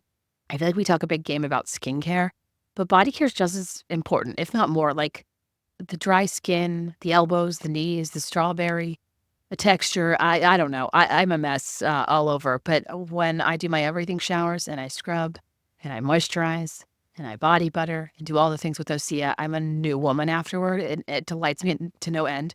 Especially when I meet you guys in person at like a track 5 or whatever. You tell me I smell good. It's hard to describe the scent. It's like citrusy, but not in a way that I just like ate 8 clementines in one sitting. It's more like I am a woman of means in Malibu who has a clear fridge like Yolanda with fresh produce and many, many lemon trees. It's just got that energy, and that's what we need during these harrowing winter months is to imagine ourselves on those beaches. It's a blend of grapefruit and lime and cypress and mango mandarin, and yeah, I always get compliments on my scent after using Osea products. And you know, I'm a huge fan of the Undaria Algae Body Oil, which is incredibly moisturizing. And this is like an incredible compliment that just like locks it all in. Great for the elbows, knees, feet, the crepier areas to just have the most healthy, glowy, smooth and soft skin. And this body butter can help your skin have a healthy glow every day. And it's also a great gift. It comes in like the pack of favorites that I'm giving to my loved ones in the adorable reusable pouch. Everything comes in like this frosted glass. It's clean, clinically tested skincare company that I just feel like isn't always on everybody's radar. But the second you even look at it, you know it's high end. If you want to impress somebody who you don't know what to buy for them, get them an Osea set, get them an Osea body butter. Introduce them to a habit that they will obsess over and forever be thankful to you for getting them onto, because more people need to know about the glory that is Osea. Treat yourself to clean, clinically tested skincare from Osea. And right now, we have a special discount just for our listeners. Get 10% off your first order site-wide with code BeThereIn5 at OseaMalibu.com. That's 10% off your first order site-wide with code BeThereIn5 at OseaMalibu.com. And not for nothing, they have like a current sale going on right now, and I put that code on top of it, so. Head break over, back to emails. This one says, I'm excited to share my Taylor Swift Beth experience. I attended Foxborough Night 3. I spent the night before the show glowing over 100 gemstones and gold fringe to a denim jacket. It's a dream night. I ended up adding lyrics. By the way, I'm going out tonight on the back about 5 minutes before leaving for the concert to complete the look. I woke up the day after the show with an era emotional hangover. I felt extremely sentimental about the jacket and knew I didn't want it to just hang in my closet. It deserved more. I was thrilled when I was able to connect with the Beth in Chicago. I sent her the jacket for night 2 and only asked that she pass it on to another Swiftie when she was done with it. I know it attended 2 shows in Chicago and made its way to Minneapolis. I love that! I wrote my info inside the jacket, but I'm kicking myself for not attaching a hashtag or tracking for tracking purposes. I was always searching the background of show footage in hopes of seeing her, but I never had any luck. I might be delusional, but still holding out some hope. This was my very small contribution to the Eras tour, but was such a fun experience and hope I get the chance to do something similar in the future. That's so cool. I love that so much. It's just out of the traveling arm pants, you know? What are jackets if not arm pants? That's special, and if you out there have this jacket, please reach out to podcast2bethereinfive.com. We should keep it going for Taylor Swift dance nights, track 5s, wherever you want to do it. I feel like that jacket, like, long live. Especially says, by the way, that's a really great thing to put on the back of a jean jacket. I'm obsessed. This one has a content warning of grief, suicide, and loss. I'm a huge Swiftie. I'm also a Midwest gal. I made no attempt to obtain tickets when the tour came through my area in July 2023. It seemed expensive and chaotic. I didn't think much about it until the show had passed, and I was green with envy after seeing how many people I knew got to go and what an absolute blast they appeared to have. I was disappointed that I really didn't even try to go and instead just accepted that this particular experience was for other people, not me. In December 2023, my younger brother died by suicide. I have so much I could say about this, but I'll keep it brief. Losing my brother has been an unfathomable loss, one that I still have difficulty putting into words. I remember when TS announced TTPD and how it was such a relief to have something to look forward to in April. When the albums dropped, I was bewildered by how much it applied to my grief. I remember sending my mom, "How did it end?" And I was crying about it later. And I still cry every time I listen to Peter. Seriously, re-listen to Peter as if you were the older sister who lost her little brother. Yeah. You'll never listen to it the same. Lost to the Lost Boys chapter of your life. Yeah. It was about a month later when I started seeing things on Instagram about how it was cheaper to buy tickets in the UK. I didn't believe it, so I made an Excel spreadsheet to prove it, comparing costs for European shows with the few remaining US fall shows. I basically came to the cliche of why not me, why shouldn't I go? I was fortunate enough to go to London night 7, to hear August in London, and August was an absolute dream. Speaking of dreams, I went with my husband, and he was the absolute best supporter during the show. We were on the floor, and he was dancing, singing along when he could, taking photos and videos, getting us drinks. He even surprised me with merch. I had told him before the show that I didn't want anything because I didn't want to wait in line. He left to get drinks during the TTBD set and literally came back with a bag of shirts saying, "I know you said you didn't want anything, but there wasn't a line." That's adorable because, of course, there wouldn't be during TTBD. London was the happiest I had been in months. I really wanted to attend the final show in Vancouver. Unfortunately, the show was the same day as the 1-year anniversary of my brother passing. As much as I wanted to be in Canada, I knew there was no way I could be apart from my parents. We ended up going to the Chiefs game as a family, then I watched a live stream with my husband afterward. Hearing Karma as the guy on the Chiefs after watching the Chiefs play was no Era show, to be sure, but it was still pretty special. Oh, thank you for sharing. And that's also really, yeah, it's like the way these songs can apply to so many different situations is pretty astounding. And I'm so happy you got to have that experience. I'm so sorry for your loss. Thank you for sharing with us. And my voice is getting worse. Is this insufferable? I'm sorry to those of you listening. I thought I was going to get better as time went on, but I think I keep getting emotional. My sister and I are longtime Swifties and always said whenever she next toured, we would do whatever we could to get there. We were so disappointed with the ticketing process and initially thought we wouldn't be able to go. Then my brother-in-law announced in early spring 2023 he had found us tickets for the Boston show and he was giving them to us as a gift. We didn't know until we went there that they were 5th row floor seats in the center front of the stage. Dang! I still have no idea how he got them, but I am so grateful. My sister had her first baby at the end of the previous year, and I live in London, so it took a lot for us to get there. Getting there, I'm telling you. We realized during the show that we had seen Taylor together twice, 17 years apart. Aw. The first time was at her first ever tour when she opened for Rascal Flatts at the Virginia Beach Amphitheater in 2007. Shout out Virginia Beach. To top it off, I went through a really rough breakup only a few weeks before the Boston show. Nothing could have been more healing than crying to All Too Well with my big sister. Just getting there to be there together and sharing something we've loved for so long meant the world to me. I love that. I have so many memories from the Eras tour and so many now close friends that I met through it, such as the Beth Facebook chats and was lucky enough to go to 3 of the shows in Australia. The memory I want to share, however, is how special streaming was. On June 30th, I slept on the bathroom and broke both ankles. Oh my God. Resulting in a surgery that went wrong, 8 days in the hospital, and 5 months in a wheelchair. I've now graduated to crutches. Yay. I'm so sorry. It's super fun when you're in your independent woman phase and just bought a place on your own 6 weeks earlier. While in the hospital, I streamed shows from my hospital bed, and basically the only things I watched were comfort shows, i.e. the Eras movie and Law and Order. The night after my surgery, I was in 11 out of 10 pain and that nothing would control. They had to give me the max dose of ketamine that barely touched the sides. And then the nurses switched their shift, and the nurse for the night was wearing the quarter zip. We ended up talking about our Eras shows until I fell asleep. The magic of the Eras tours. The shows, particularly those in Europe, were a lifeline after that, as sleeping through the night was impossible for a long time due to my ongoing complications.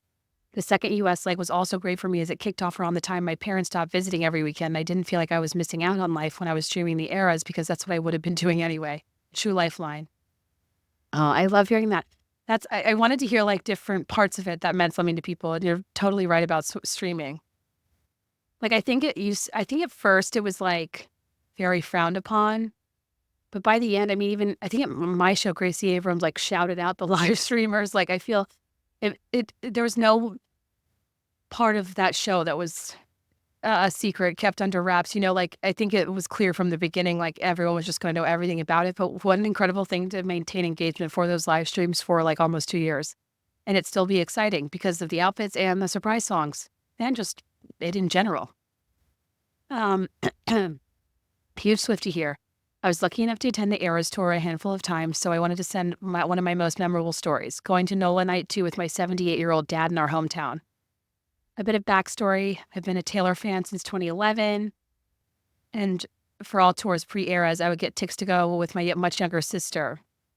When the initial Eras announcement came, I signed up for Ticketmaster. My sister and I were fortunate to get a couple codes for the U.S. run. We got tickets for Vegas second weekend and ended up bringing our mom along. Then our brother, big Vegas guy, joined in as well. It was a true family affair, and we loved seeing the show together and getting to show our mom around Vegas for her first visit. Also not having any idea how much it would blow up in the months to follow. Same here, or else it would have sprung for pricier tickets. We really didn't know that, like, I don't know what the turning point was, but yeah, those early shows were not as competitive. I mean, they still were marked up, but they weren't like, what it became. Fast forward to the rest of 2023, I ended up going again, including my brother and his wife in SF since my sister-in-law hadn't been with us. When the U.S. dates for 2024 were announced and NOLA was on the list, I knew we had to go again. We're from there. My parents still live there. And at this point, my mom was a full-blown Swiftie, checking the surprise songs each night and following along with the excitement. I went ahead and bought some tickets on StubHub for us to go together, me, my mom, and sister. So now for the actual point of the story. While Taylor was back on tour in 2024, we started counting down to our show in NOLA. During this time, my dad started to pay attention. He would periodically bring up Taylor to our mom and joke that maybe he'd be getting a ticket to the show as well. We have season tickets to the Saints, so I think in his mind he could just call up and ask for a ticket. Eventually got to the point that my mom started telling me that he was on Insta and TikTok watching Eras concert videos and showing her the ones he liked the best. He's always at Instagram, but how in the world he decided to join TikTok is still beyond me. She kept saying he should go in her place with the tickets I had gotten, or I offered to buy an additional so he could go too. My dad is wonderful, but also typically stubborn and would refuse every time, especially once we dug into the resale prices. However, in late summer, we were together for a family trip, and I finally pinned him down and said if he wanted to go, I would find his tickets. While not overly excited to get back in the StubHub game, I couldn't have him be left out and was able to get us floor tickets. From that point on, they started Taylor blasting in the house, and my dad even printed out all the song lyrics to get fully up to speed. I've attached a few pics of us going to the show. It was a truly amazing and hilarious experience. NOLA was so over-the-top excited for Taylor, and it was the talk of the town. As he was out and about at work and would tell people he was going, they all didn't believe him and would laugh. He got such a kick out of it. The best part of the whole story is that we ordered him a shirt on Amazon so he could have a Taylor outfit. It was a shirt that said Taylor for President. We thought nothing of it, just that it was another kitschy phrase. However, when we got to the stadium, every single person we encountered would stop us, notice, comment, high-five us about the shirt. Easily 100 people. This was just a week or so before the election, so I guess it was topical, but we had no idea we'd get such attention from a 78-year-old dad and grandfather, no less. It made the whole night even more fun and made him feel comfortable and welcome in the fandom. I have so many awesome memories from the last 20 months of the Eras Tour, but this one is definitely the most unique. It makes me smile to have had this experience with my dad. I love that. That's so sweet. I originally tried to get tickets to the Eras Tour in 2022, wild, and failed like millions of others. My hunt did not end. I refreshed StubHub daily. My husband didn't hear the end of it. My entire FYP was Swiftie content. I needed to go. Cut to September 2024. My dad, of all people, texts me, my sister, and my mom. I got 2 tickets to Taylor Swift in Miami from work. I have to use a ticket. You decide amongst yourselves who's coming with me. I was just about to say Hunger Games you. She said the man Hunger Games does. I thought I would have to go to war for this spare ticket, but my gracious mother and sister gave it to me without a fight. I had been dealing with infertility issues and was about to head into IVF, so they thought I needed it most. The catch was that it was the same week my period was supposed to start, which meant it would be the start of my first round of hormone injections for IVF. I embarrassingly had to ask my doctor if she thought I was able to go to the Eras Tour and start the cycle at the same time. Cue mortified husband. Oh, it's okay. I asked mine if I could do my trigger shot from the United Center because I had tickets to Harry Styles' Love on tour. Unfortunately, she did say no, but I think that's just because it was the trigger shot. You have to time it like exactly. I still regret not going, though I shouldn't have listened to that bitch. I'm just kidding. She said it would all depend on timing. I stressed over what to do. My husband came around and said if we had to postpone the cycle a month, he would understand. Swoon, that's my man. I ended up starting IVF on Thursday, flying to Miami Friday with my shots in a little cooler in my carry-on and doing my second day of shots all by myself in the hotel and making it to the show the same night. My sober self at the time of my life, my dad, who literally didn't know a single song prior, did/said the following. I think they are piping in screams. I've never heard anything that loud in my life. This is the modern-day Beatles. He texted his bestie during the show. This is actually a kick-ass show. Best stadium show I've ever seen. And tweeted a picture of the friendship bracelet I made him. All in all, a 1,000,000 out of 10 experience made me forget about all my problems for 3 glorious hours. I even ended up getting 2 genetically healthy embryos from the round. My dad said that's the power of Taylor Swift, and I think he's right. Oh, that's cute. Thank you for sharing. I need to hydrate.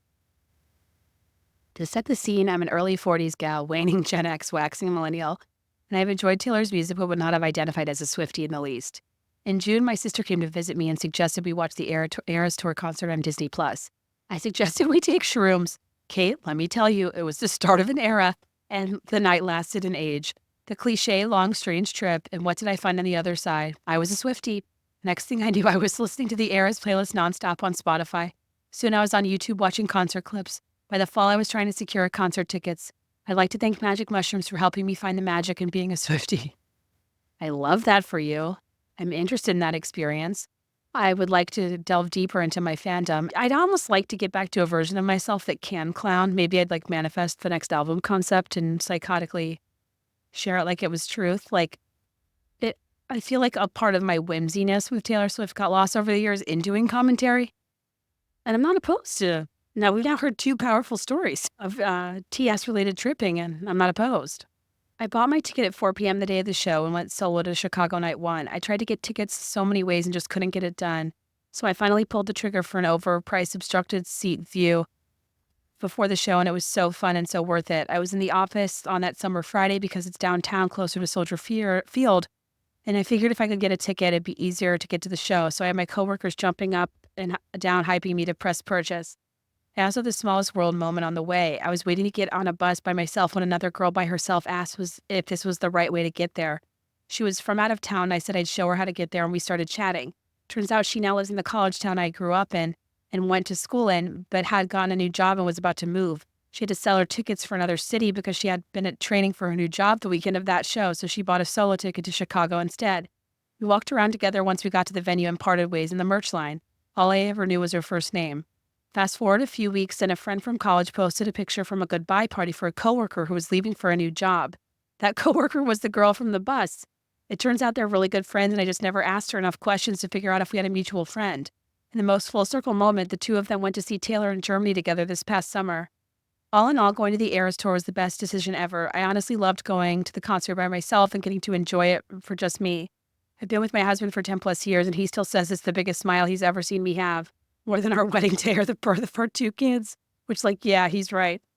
That's cute. I got pregnant with a baby girl a few months after seeing the show in person, and she was in my belly when I saw it in theaters. The Eras Tour poster I got from the movie in theater now hangs in her room, along with a friendship bracelet garland with her name on it and framed lyrics from You're on Your Own, Kid, and Marjorie. She's named after my grandma. I was on maternity leave with her this summer and fall, so we watched a lot of grainy live streams together at all hours of the day and night to help pass the time during those slow newborn days.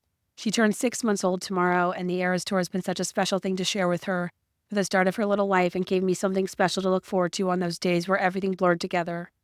Aw, love it. My husband surprised me with Toronto Night 4 tickets for my birthday back in September of 23. I deliberated for an entire year about what to do. Taylor Swift has been on every playlist I've made since late 2006 when my sister and I were writing Weird Al-style parodies to every track on our brand new debut CD on the way to field hockey. My 6-year-old Jules has been a Swiftie since birth. She's even adopted the name Bejeweled. I love that. And desperately wanted to go, but I'm a nervous traveler and it didn't seem fair to leave out my 5-year-old who's also a big fan. I ended up deciding I was too anxious to fly into a new country with her and invited a close friend. We had the best time and it was so special to just be a girl at the Eras Tour, not be someone's mom first and a fan second. When I broke the news to my Jules, she was super understanding and then said that we'd just have to get tickets in the US so we could go together. What would happen if we just called Taylor up, right? I told her she'd need several $1,000s to be able to buy tickets and pay for travel and a hotel, so she started saving. She typed up a business plan. She called her business Jules' Junior Jules. Guys, I can't handle these stories. Cuteness. Borrowed $50 from us to buy supplies and then made over 1,000 bracelets and planned to sell them for $5 each. I posted a video about her plan on my Instagram and hundreds of Swifties reached out, asking to buy them or help her reach her goal. There were Swifties who bought bracelets and requested we mail them to other fans who could use a smile. Swifties who asked her to make an Amazon list so they could buy her beads and string, who paid $100 plus just for one bracelet. Then 3 days she hit her mark. My God. She mailed bracelets to every single U.S. state and even some in the UK. She earned enough to buy floor seats for Miami Night 1. Guys, we are not hustling. We need to be jeweled. I'll be there in 5. Oh my God. I'm inspired. What a girl boss. Don't let the Girl Scouts find out about her sales skills. I'll have her on cookie duty in no time. Or the school fundraisers with the wrapping paper. My God, I was always too afraid to sell stuff. I'm genuinely so impressed. Okay, so she earned enough to buy floor seats for Miami Night 1. She even had enough left over to donate to relief efforts for victims of Hurricane Helene. Bejeweled! What a doll! So we packed all 4 kids and drove from Richmond. Oh, do you live in RVA? Shout out. To Miami for Bejeweled to shimmer at the Eras Tour, and it was the perfect night. We even got a rain show, the icing on the cake of one of the best experiences of my life, that we were able to meet and trade with these people who had bought her bracelets at the show. Like a lot of things, even tangentially related to Taylor Swift, it was a sparkling display of girlhood, passion, and compassion for everyone involved, and neither Jules nor I will soon forget it. That's so sweet. Oh my God. I would have totally bought them from her. Thanks for writing in, and shout out to Jules and her enthusiasm, entrepreneurship, and altruism. We love that.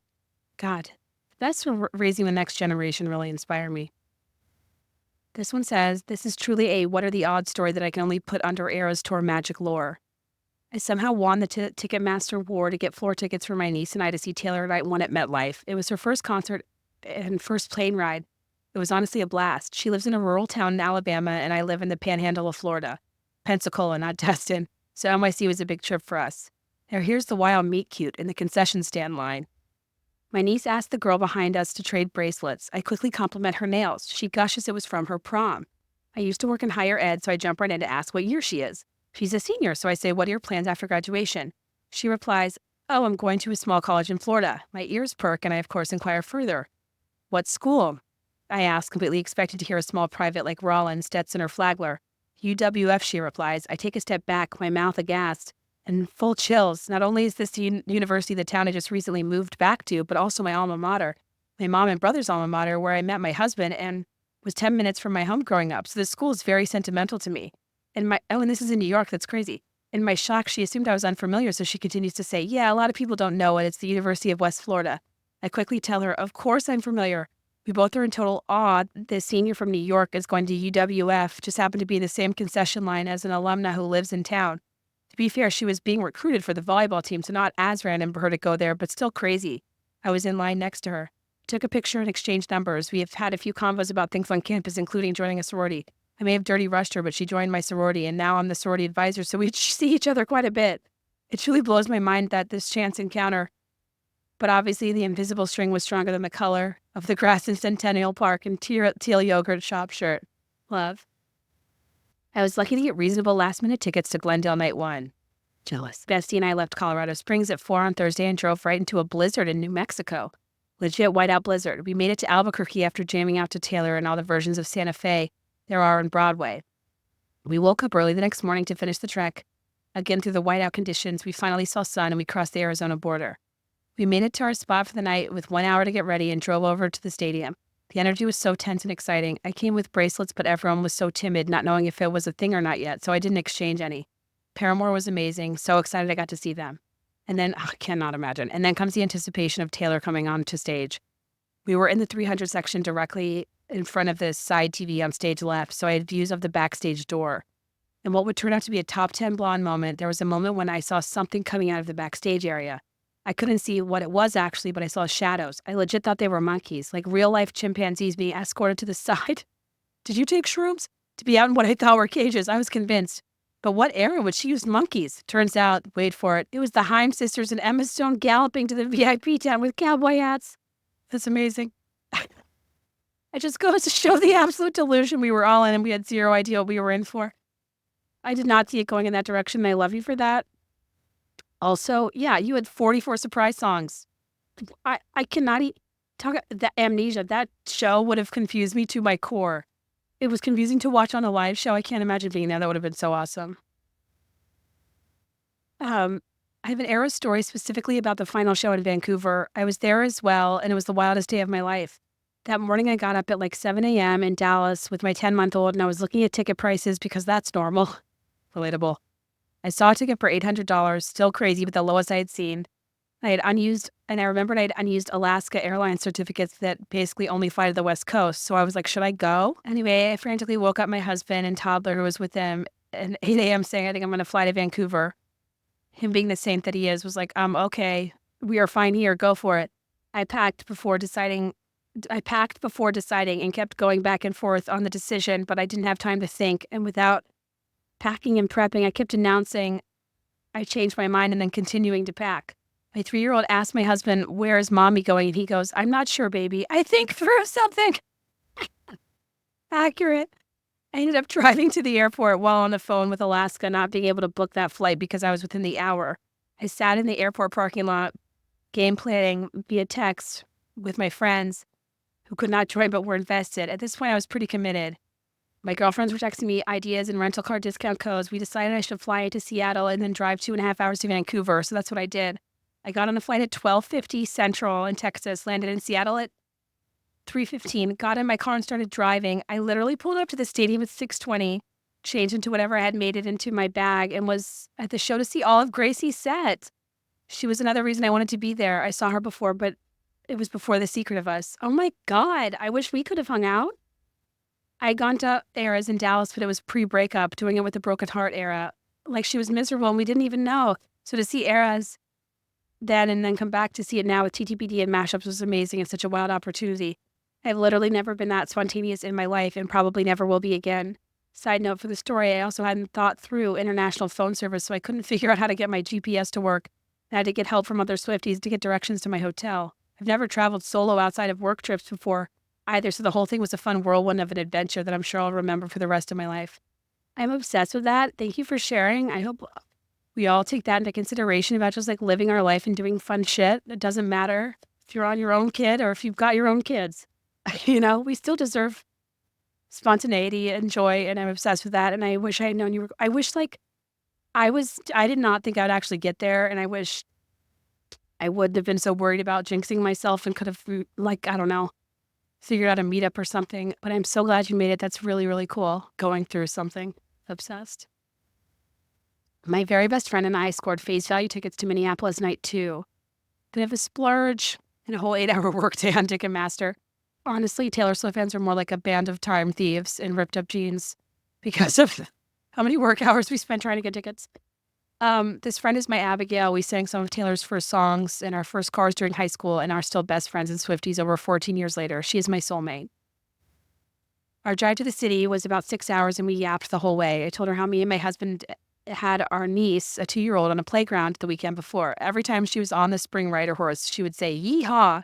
When she was ready to get down, she would say, all done, yeehaw.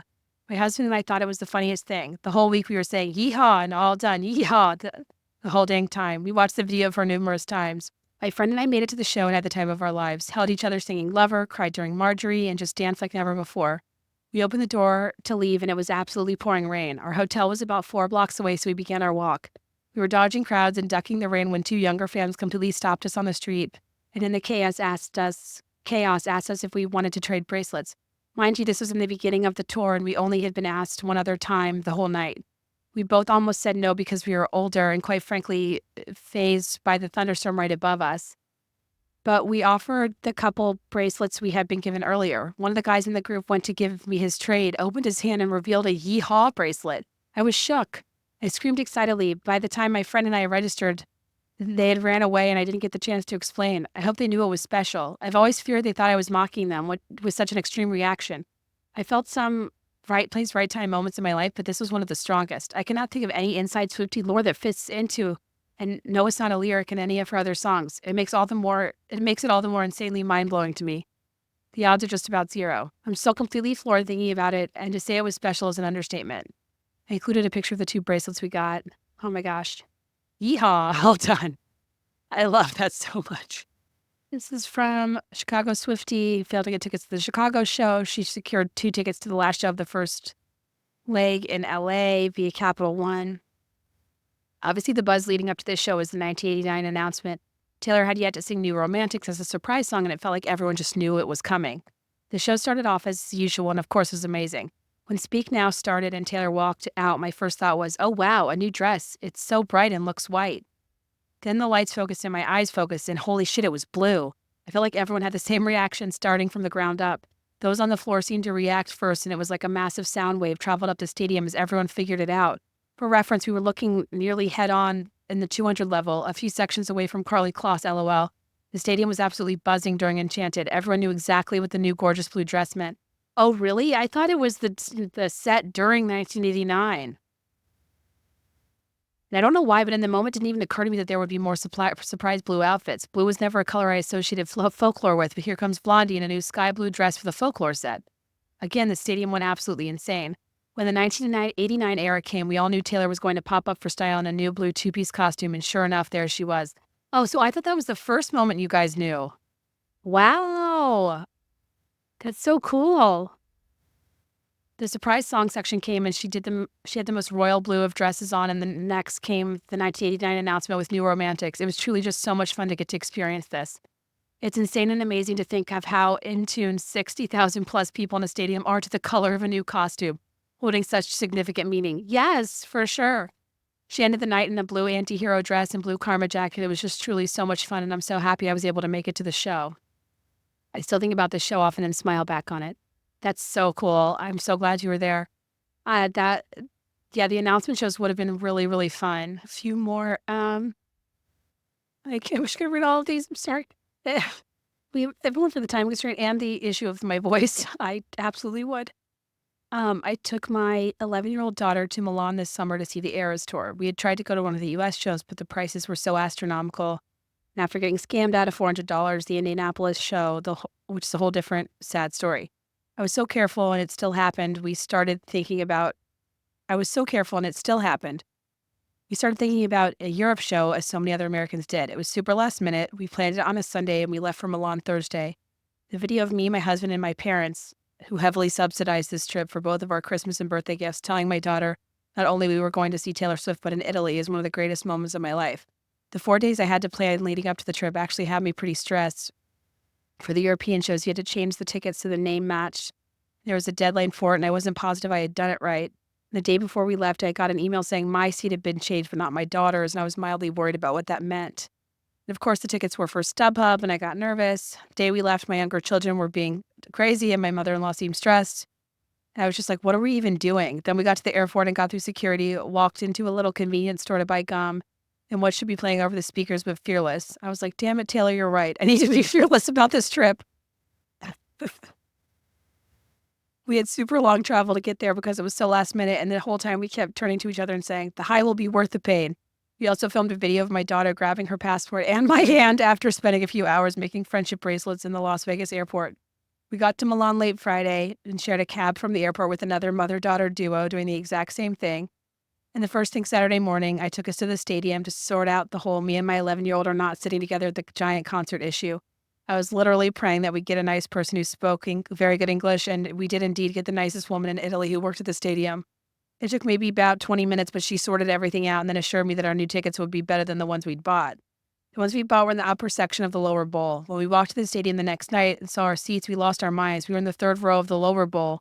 The show was even more magical than I thought it would be. Oh, love that. When it was starting, I took a video of my daughter the moment Taylor appears and she's screaming at me, "Mom, you have to watch." But what I really wanted to watch was that look on her face. Oh, even just typing this up is giving me chills. Oh, I can't imagine. My daughter is the oldest of 5, and she's an absolute dream. She's so responsible and kind and such a help to me. To be able to do this with her and spend one-on-one time was really, truly one of the best things I've ever done in my life. I have more than one video from the show where I wanted to film us, but I'm full on sobbing and really liking the vibe, honestly. I thought I would get emotional. I didn't think I would break down weeping upwards of 5 times, but here we are. The entire weekend was so dreamy. We went up to Lake Como, and I came away from it just feeling so deeply like I love being a girl and so thankful for Taylor and this culture that has been created around the Eras tour of girls being kind and supportive of each other. Everywhere we went, we identified other Swifties by their bracelets and we chatted and complimented each other and took pictures of each other. And it was just the loveliest, most amazing experience. Oh, I love that. I hope I can do that someday. That's really special. Thanks for sharing. I'm going to screw it. I'm going to keep going. I can't not read your stories. I'm never going to get through them all, but let's just keep going. Hold on. Happy cozy season, you guys. And lucky for us, it is not too late to gift Cozy Earth for Christmas. You guys, if I wasn't already on board with Cozy Earth, I've been cozy earthing my house. My house is the Cozy Earth. Before our guests came for Thanksgiving, I was like determined to outfit the beds like proper hotel beds.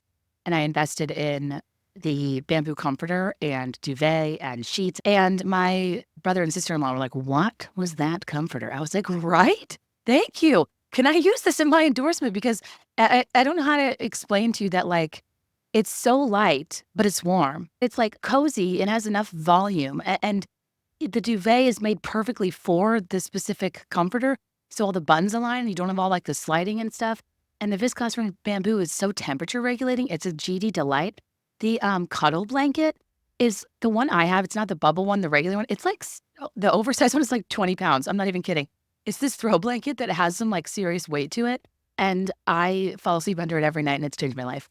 Honestly, that's just something I would gift to myself for this holiday season. Also for a perfect gift, I'm going to pitch that we ditch the holiday PJs. You can only wear them seasonally. They're always way too short for people with a decent inseam. And the women's stretch knit long sleeve bamboo pajama set, not only are they chic, like solid colors with gorgeous piping, you can get them in talls, which is amazing. They're so cozy and stretchy. I wear them now. I took them to the postpartum recovery suite so I could put them on immediately when I was able to change out of the hospital gown. It's like a security blanket on your body. Viscose from bamboo keeps you like warm when you're cool and cool when you're warm. I don't know how it works. That's the same with their bamboo sheet set. And if you want your cozy earth bedding or pajamas by Christmas, you can still get expedited shipping until December 20th to ensure it arrives on time. So don't wait. Head to cozyearth.com/BeThereIn5 and use my exclusive 40% off code BeThereIn5 to give the gift of luxury this holiday season. And if you get a post-purchase survey, say that you heard about Cozy Earth from this podcast. Wrap the ones you love in luxury with Cozy Earth. It's cozyearth.com/BeThereIn5 for 45% off with code BeThereIn5. There are countless products out there in the marketplace claiming to help reduce fine lines. But how do you know your products are actually working? This bothers me because I'm like, I won't, the results you're claiming probably won't really be bestowed upon me for another 15 years. And at that point, I mean, I've lost the receipt for this serum because I've already lost it and I got it 3 days ago. This is why I am so into Ritual's Hyacera Once Daily Skin Supplement. It is clinically proven to reduce wrinkles and fine lines and increase skin smoothness in 90 days. And this is from a clinical study. This is an unregulated category. They don't have to do this. Ritual is all about transparency. Listen, to age is a gift and you're beautiful as you are. And I never advertise these products because I want to point out things to fix about yourself. Rather, I am a token millennial who destroyed my skin in my youth.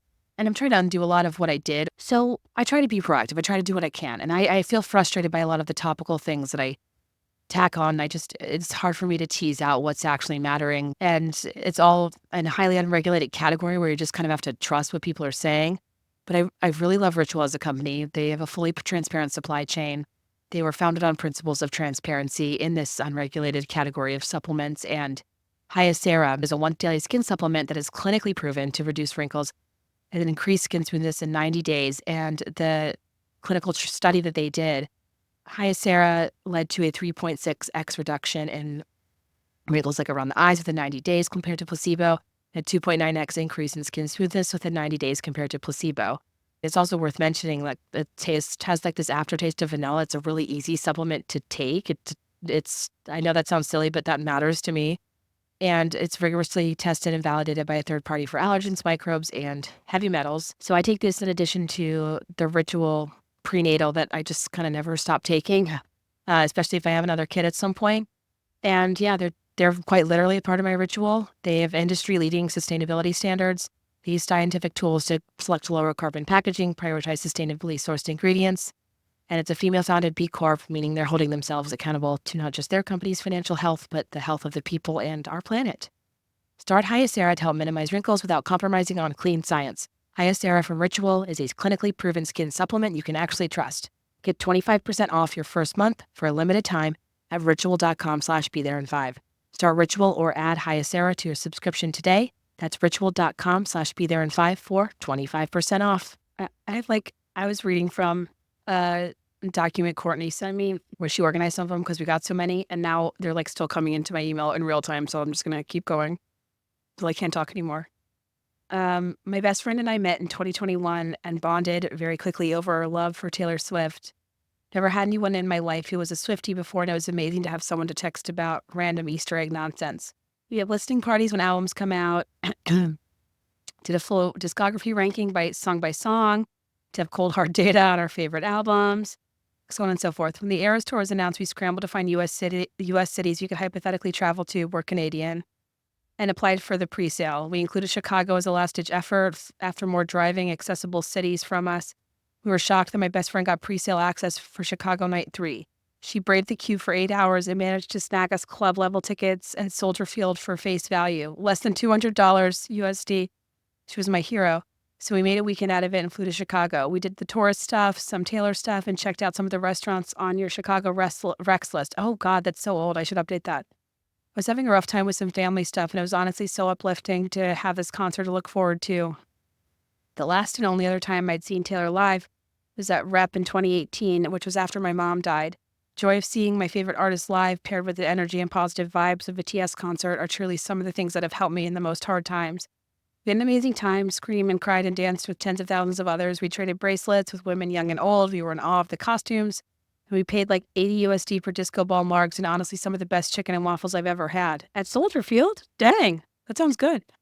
Seeing Taylor perform is a religious experience, said with no religious experience. When she belts Don't Blame Me and the lights all point up toward the sky, I honestly thought to myself, this must be what church feels like. And chanting, it was rare I was there with little bits of snow fell through the stadium, was such a profound experience. This was also the night she played Hits Different live for the first time, and I quickly realized that screaming, crying, throwing up was not an exaggeration because I was jumping up and down, losing my mind when we put together what song she was playing. Same. Oh my God. Even though our tour stop had come and gone, we, like everyone else, had an amazing time talking about surprise songs, Easter eggs, and thinking maybe this time she'll announce Reputation. I texted my best friend as I got on a red eye during the LA shows. If she announces something while I'm on this plane, I swear to God. And that's when we got 1989. We fought like hell to get Toronto tickets and failed, even right up to the day before, but the tour still brought us so much joy, excitement, and community while we've both been going through tough times. Getting to see her once was a gift, but getting to experience it with others in all the ways, the movie, the Twitter, surprise song o'clock, Female Rage the Musical, was such a joy and delight in a world that really needed it. I've been a Taylor fan since debut, but this tour has gone on so long I almost forget what it feels like to be in a world where she wasn't even seen for months at a time. Yeah, or like a year. Love that. Love that you got to do that. These are so fun to like read because I'm reliving it with all of you and I can hear and feel your enthusiasm and it's so sweet. Since this TW, infertility, pregnancy loss, IVF. I got my tickets to the tour during the Great War. I spent all day in the queue while teaching my 5th grade class. I had my phone propped up on my laptop while still trying to teach, and my students kept asking what I was looking at. With the help of a fellow Beth, I was able to secure my tickets that night. The second I knew I had them, I broke down sobbing. It took me some time and talking with my therapist to understand my emotional reaction. In late 2022, I was entering my 4th year of my struggle with infertility.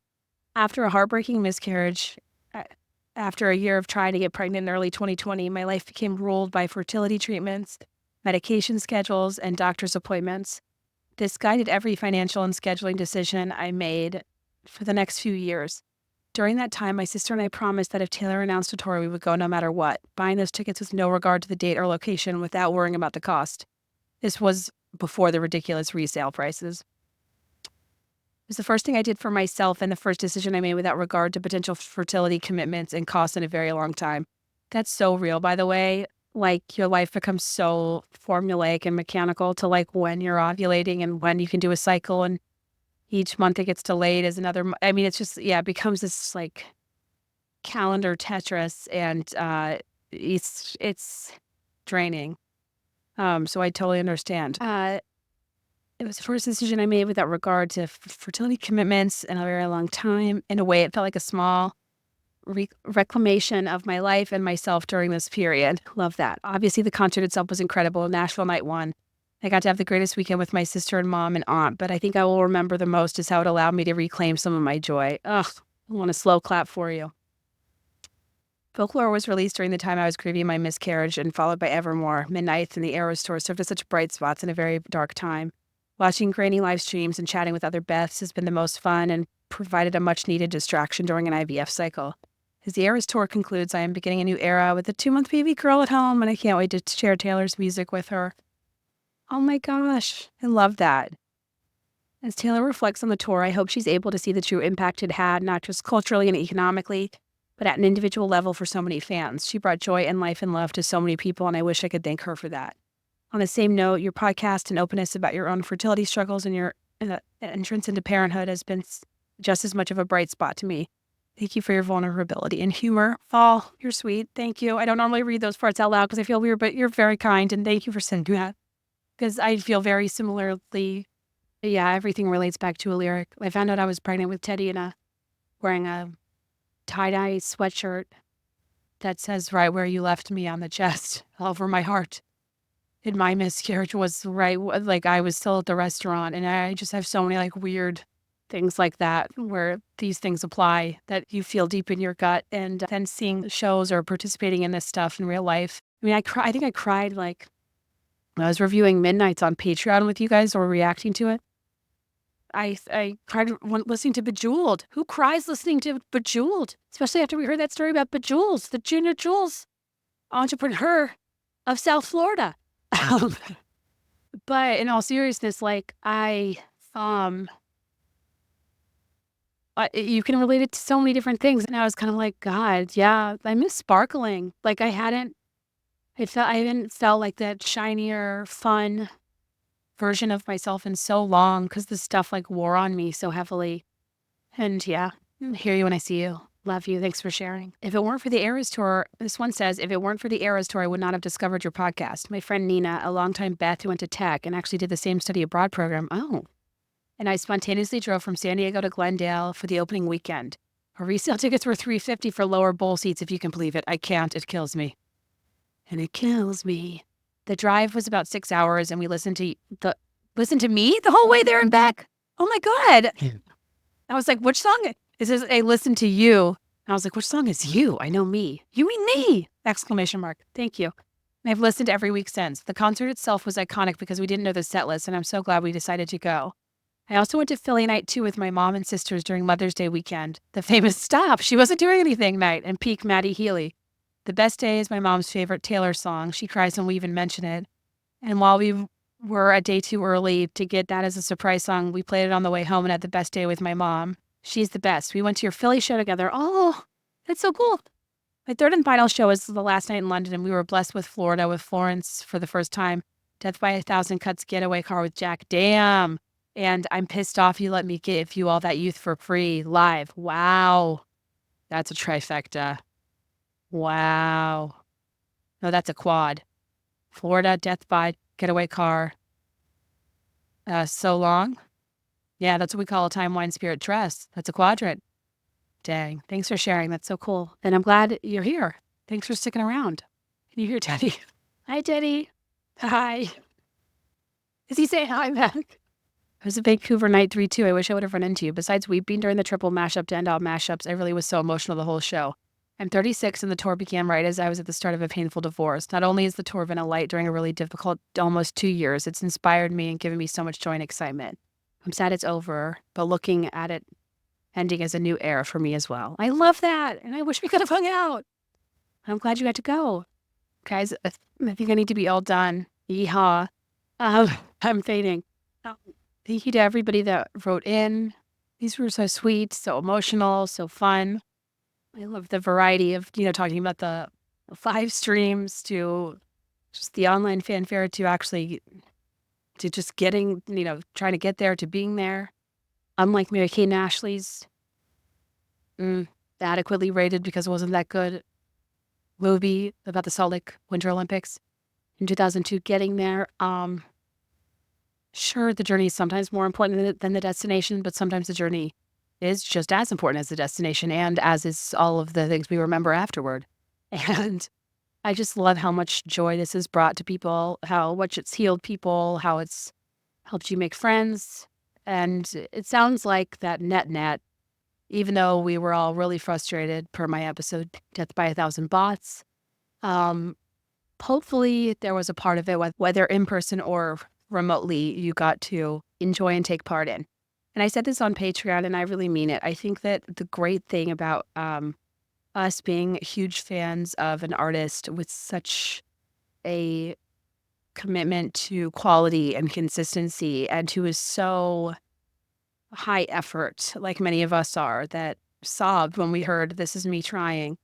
We've never been a natural. All we do is try, try, try. Like, I think that what so many of us have loved about Taylor Swift for so long is something I talked about earlier, her earnestness. She's so much more dedicated to being exceptional than she is to being like cool or on trend or with the status quo and what everyone else is doing. She's so committed to doing something different at the risk of it, being criticized for being different, right? Like, she hates nothing more than something she's already done, like she is a person that is always going to be raising her own bar, hopefully not to her own detriment, because we'd consume anything she did, right?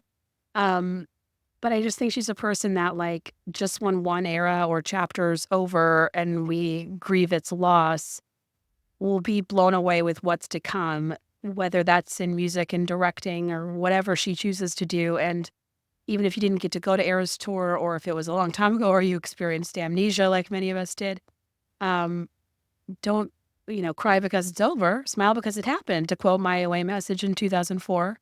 But also, I mean that in all sincerity, because I think that, like, just when we think the best eras happened, life happens, things shake up. Look at, how she turned the Snakes and the Stones that ever broke her bones into one of the greatest albums there ever was, one of my favorites, Reputation. And we haven't even gotten the Taylor's version of that yet. And apparently the bonus tracks are bangers. I'm thrilled.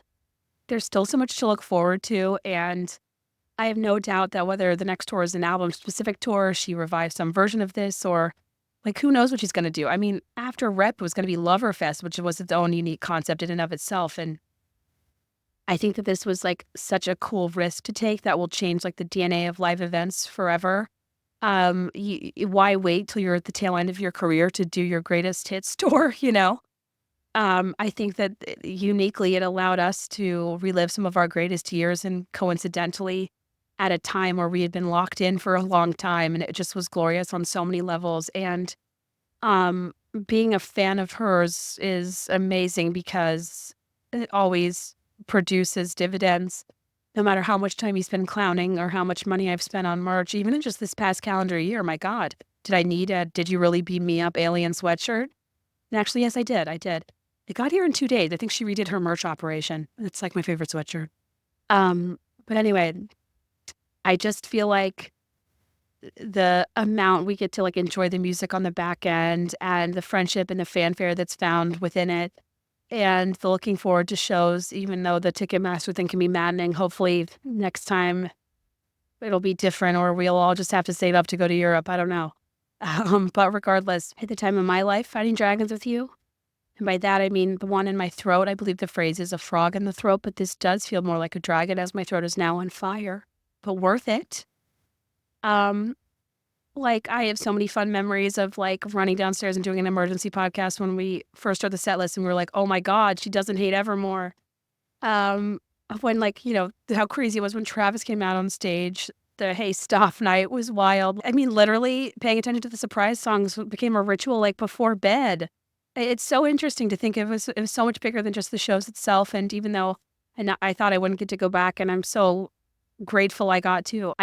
Yeah, I think that getting to be a part of it in any capacity was just a really exciting, celebratory, mostly joyous moment in pop culture. And having these like shared extended moments is so lovely, especially in an ever shrinking news cycle where things just don't stick. But my God, she never goes out of style in more ways than one. And I'm just looking forward to whatever's to come. I think debut will be a real fun nod back to the Yeehaw period. Reputation will is my everything. I just can't wait to put back on my black turtleneck that says Beth in the rep font and just get into character, because that album was everything to me at a very rep dark time in my life and career. Right before I started this podcast, as a last ditch effort to save my self-employed career. And Taylor Swift is like, I mean, she's probably the reason most of you guys found me. And even though I worry sometimes people think I'm like appropriating her image for ticket sales for track 5, it like never was about that. Podcasters do live shows, and I like when Loverfest wasn't happening and when COVID happened and when things were opening up, I wanted to do it as a way for us all to like come together and share something that we love. And at the time, it was just because we wanted to hear some Folklore and Evermore songs, and they were so slow. No one was ever going to play them in like bars and clubs. But now we do like I jokingly call it a residency in Chicago every July for track 5, which is such a blast. I don't know. It's a hard and expensive show to put on because it's long and not every venue's up for it. And now that I like near demand, I need a drum line. I don't I will have to figure it out. And I also just feel weird, like, again, appropriating her image, but it's just like so much fun. And I think I was worried that in Boston, people wouldn't have energy for it because it was just so much eras content and it was over, and like maybe people wanted to wrap it up, but like leave it to Boston. The enthusiasm, the marching for smallest man, the who's afraid, pretending to hold an imaginary pole and be rooming across the dance floor. I just like, you guys give me life. I love you so much, and your enthusiasm and people's love for this music is just so contagious, and it's just such a point of connection, and I'll forever be glad that it's a part of my platform. And I appreciate you writing in and sharing your stories, especially the more vulnerable ones. And I'm sorry if my fading voice did not do it justice. I'm excited for the next era, regardless of what it is, whatever category it's in, whatever space and time she decides. We'll be listening, we'll be watching, we'll be whatever it is. And I'll be commenting along, whether you like it or not, whether I lose you or not. Because this is just one of my favorite parts of my job, one of my favorite points of connection with you guys. She's helped me find a place in this world.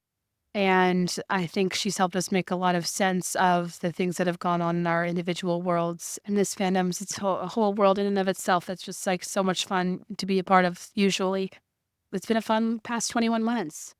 It's supposed to be fun turning 21, so we shouldn't be too sad it's over. And I'm honestly glad she didn't announce Rep TV, because now we still have something to look forward to. Debut too, but let's be honest, I'm really excited to rise up from the dead. I do it all the time. Maybe not this time, because I do sound like I'm broadcasting from the grave. All right, you guys. Thank you for listening. Again, so sorry for the narration. I thank you to those who wrote in. I'm sorry I didn't get to all of them, but I'm going to go like read them on my own time now, just for my own heart warming and enjoyment. And I will catch you next week. As always, let me know your thoughts and I'll let you know mine. I'll be there in 5, I swear.